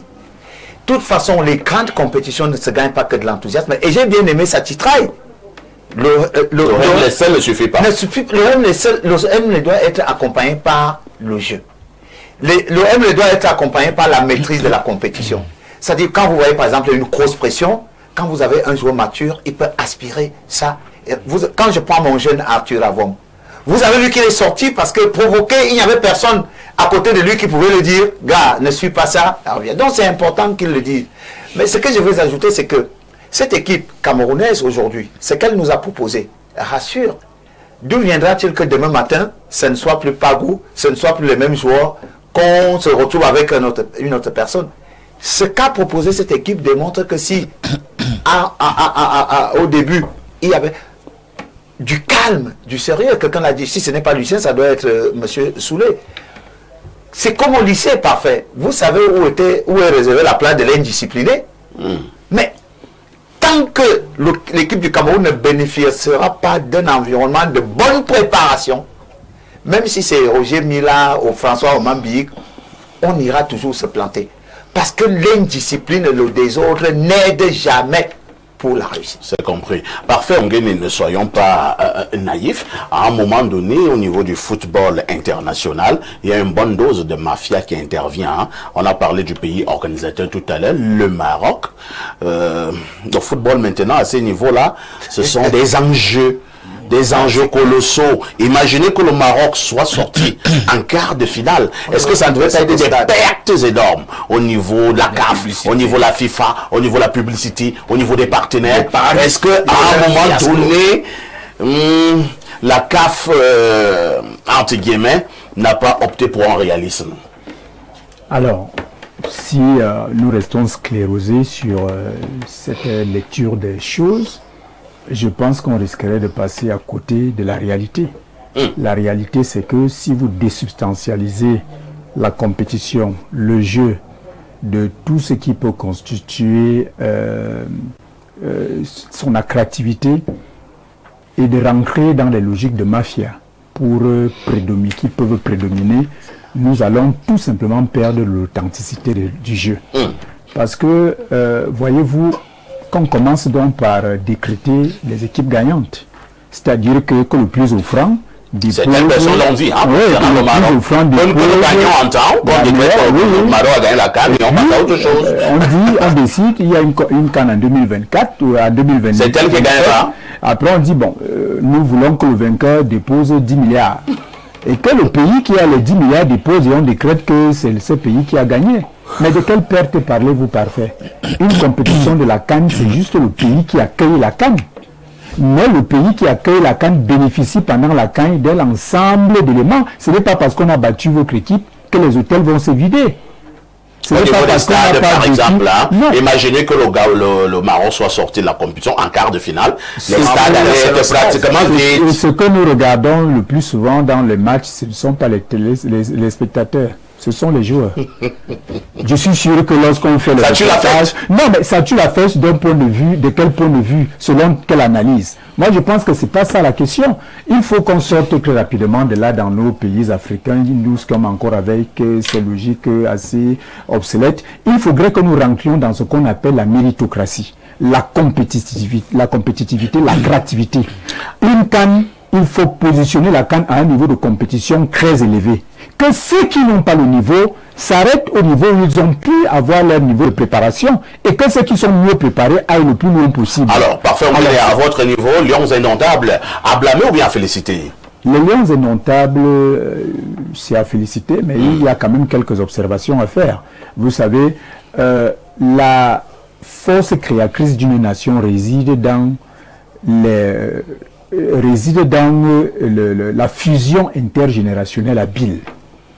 On ne peut pas avoir une force créatrice, une puissance de la création dans une nation si nous rentrons dans des logiques de stigmatisation des générations.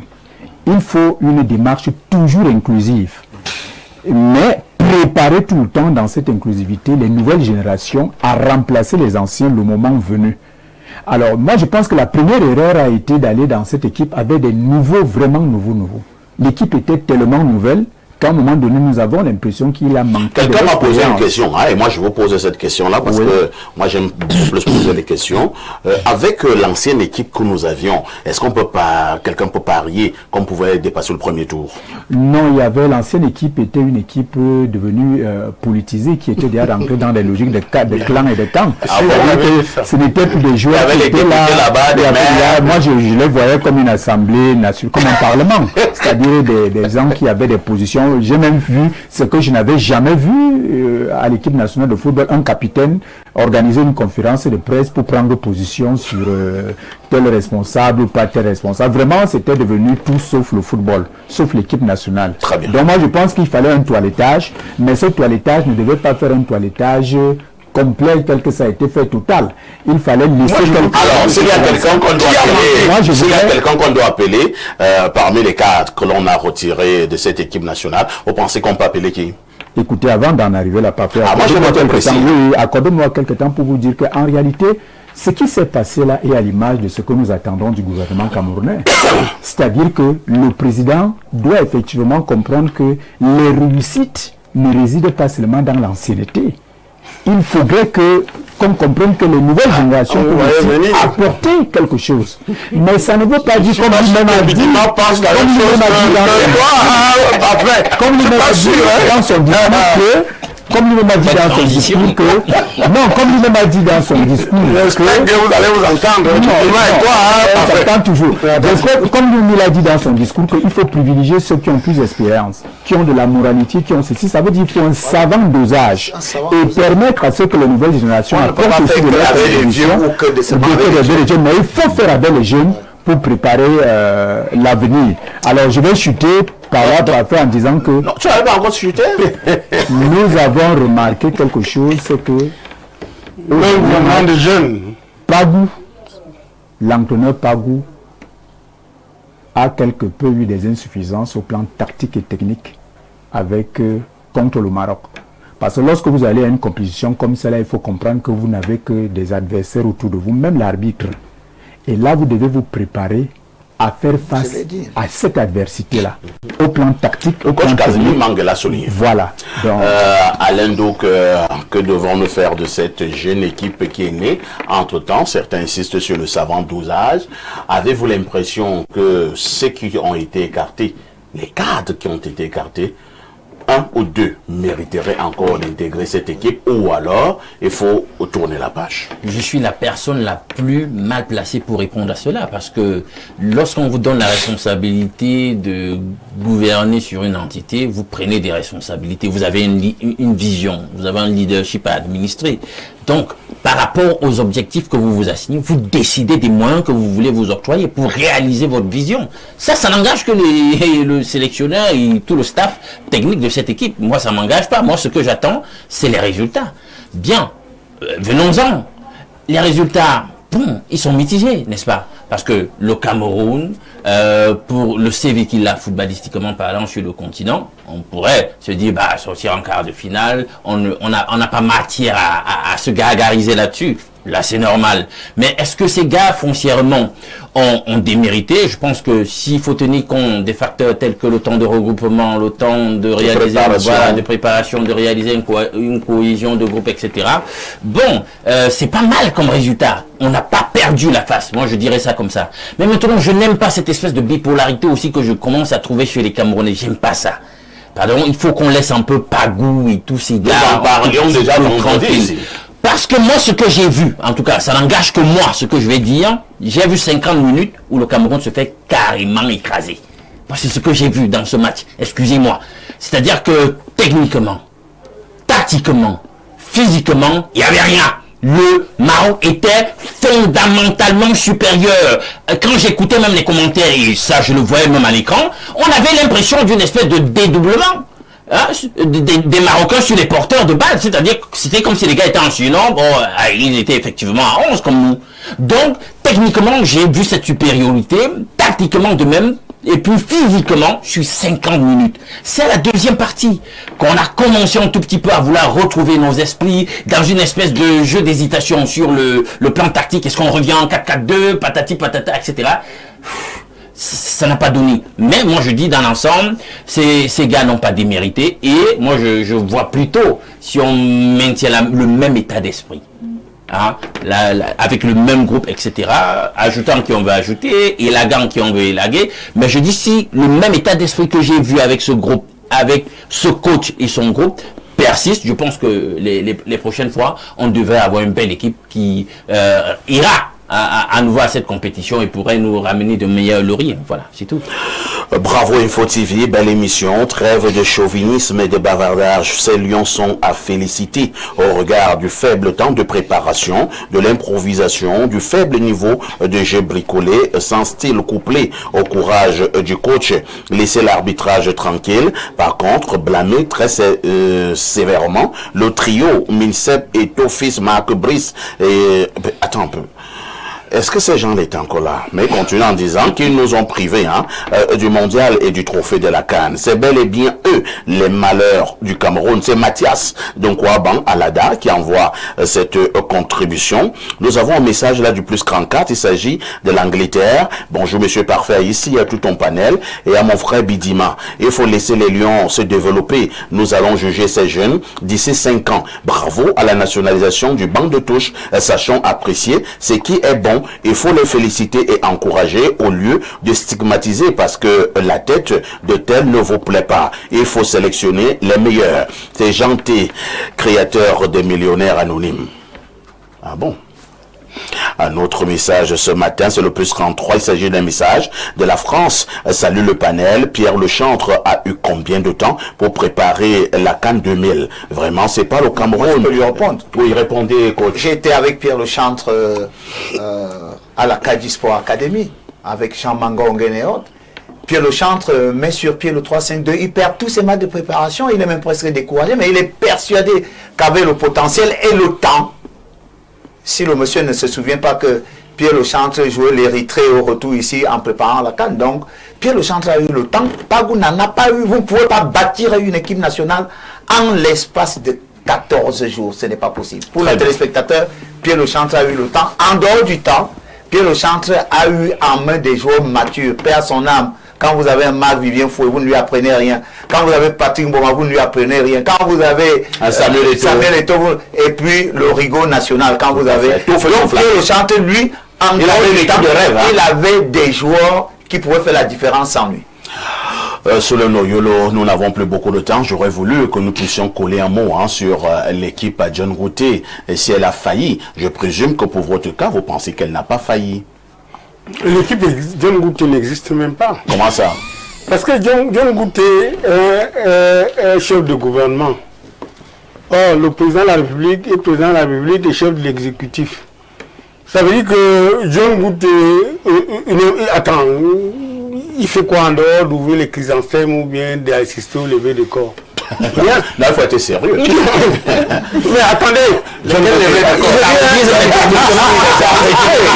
c'est parodié, mais techniquement, c'est ça. Mais attendez, soit vous me posez la question et vous acceptez mes réponses. Allez-y. Ou alors posez la question en attendant les réponses que vous voulez. Quelle est l'action d'éclat de John Gouté pendant 7 ans? Rien. Les ministres sont décédés. Il a fait quoi? Il a rien fait. Le seul. Et moi, j'ai à travers la gouvernance. Non, mais j'en sais pas. On était à Solé de chuter. Solé en chute. C'est à travers la gouvernance de John Gouté que j'ai compris que le Bia avait effectivement dit à Marafa que j'ai à peine 5 ou 6 ministres. Les autres, ce sont des fonctionnaires que j'ai donné un titre. Attendez, il y a des ministres qui se foutent pas mal de John Gouté. Ah bon? Et vous avez un ministre d'État, secrétaire général extrêmement fort, n'est-ce pas, avec qui met John Gouté sous l'ombre. Donc ce n'est pas une équipe. Est-ce que chacun n'a pas son travail? Le ministre d'État, SGPF, fait son travail et le Premier ministre, chef du gouvernement, fait son travail. D'habitude, il n'est pas normal qu'un SGPF, fut-il Minita, s'adresse directement au ministre, il donne des directives. C'est haute instruction? Oui, c'est haute instruction, c'est justement ça. Et quand je parle d'un pays ingouvernable, parce que les hautes instructions, on a vu comment ça chevaucher entre un président de Fédé et un vice-dieu. Donc, John Gouté, en réalité, très bien. Il est où? John Gouté, la preuve, c'est que nous avons l'un des rares premiers ministres qui entend son nom à la radio. Il entend le nom de ses ministres à la radio. Est-ce qu'il est consulté quand? Ce n'est pas vrai. Il le nomme souvent seul et après on nomme le gouvernement. Non, ce que je suis en train de dire, parfait. Je n'ai pas dit que c'est le même décret. J'ai dit qu'il entend son nom à la radio, il est Premier ministre. Dans les 10 minutes qui suivent, il est un homme. C'est ministre. Lucien Bidima, il est capable de voir le pauvre. A-t-il failli? Je voulais d'abord élever quelque chose parce qu'on ne peut pas quitter ça sans que je ne vous dise. C'est totalement faux. Quoi? Que quelqu'un peut déchirer le décret présidentiel. Je veux donner une information. Le bureau du président Paul Biya au 3e étage, au niveau du palais de l'unité. Oui. Le cabinet civil est au niveau du 2e. Tout à fait. Personne ne peut avoir accès au bureau du chef de l'État si lui-même ne vous a pas demandé de venir. Même pas ça. La dernière fois que vous avez mis les pieds à la présidence de Caen, je vous dis, pour savoir que le président a apporté beaucoup de gens le président va. Il faut arrêter la spéculation. Les décrets du président de la République. Je vous dis, Paul Biya, que nous connaissons. Ne venez pas à nous dire que quelqu'un peut se lever et déchirer son décret. Parce que vous ne savez même pas ce que c'est que la sécurité présidentielle ou bien vous voulez donc nous faire comprendre que si le remaniement n'est pas bloqué. Le remaniement n'est pas bloqué. Parce que c'est le président même qui ne veut pas. Vous avez suivi, si vous regardez le président Biya n'agit jamais sous pression. Jamais de la vie. Ça veut dire quoi? Depuis qu'il est président de la République. Il n'arrive pas sous pression. Vous gardez votre barbe jusqu'à la fin, et même au niveau du sol, ce n'est pas le problème du président Paul Biya. Il va faire son remaniement en son temps, quand il aura réuni un certain nombre de facteurs. Je pense aux jeunes, je pense aux hommes d'expérience, comme nous autres, je pense à tout le monde. Et c'est à partir de là, quand il y aura tous ces ingrédients, que le chef de l'État. Mais entre-temps, le pays dort. Entre-temps, le pays dort, Bidima. John Gouté. Entre-temps, le pays dort. John Gouté n'est pas un homme de grand spectacle. C'est-à-dire, il n'a pas besoin de vous démontrer au quotidien tout ce qu'il fait. Mais le président Paul Biya, souvenez-vous, quand il était Premier ministre, il y avait aussi un secrétaire général à la présidence de la République. Samuel Boitier était aussi puissant que ça. Mais le président Paul Biya faisait son travail. C'est compris. Alors, John Gouté fait son travail. C'est un Premier ministre. On l'a compris. On l'a compris. Parfait, Ongene. J'ai suivi M. Bidima et beaucoup le disent toujours. Hein, le président Paul Biya n'agit pas sous pression. Il n'agit pas sous pression. Entre-temps, quand même, en République, et sachant quand même que l'on gouverne pour des individus, pour le peuple, est-ce qu'un président devrait s'enorgueillir en disant que moi, je n'agis pas sans pression, sous pression? Bon, encore faut-il s'interroger si quand le président Biya était Premier ministre, il était en même temps chef du gouvernement. Ça, j'en sais rien. Mais je pense que peut-être qu'il n'était pas chef du gouvernement à cette époque. C'est le président de la République qui était chef du gouvernement. Vous avez 1 minute. Alors, le gouvernement John Ngoute a eu une prestation stellaire, un bilan positif, conformément au cahier des charges. Ceux qui pensent qu'il est venu avoir des positions cosmétiques sont ceux qui en réalité refusent de comprendre l'activité gouvernementale. Le Premier ministre gère effectivement tel qu'il se doit, il anime l'action du gouvernement, il préside les conseils de cabinet, il donne des orientations avec les ministres.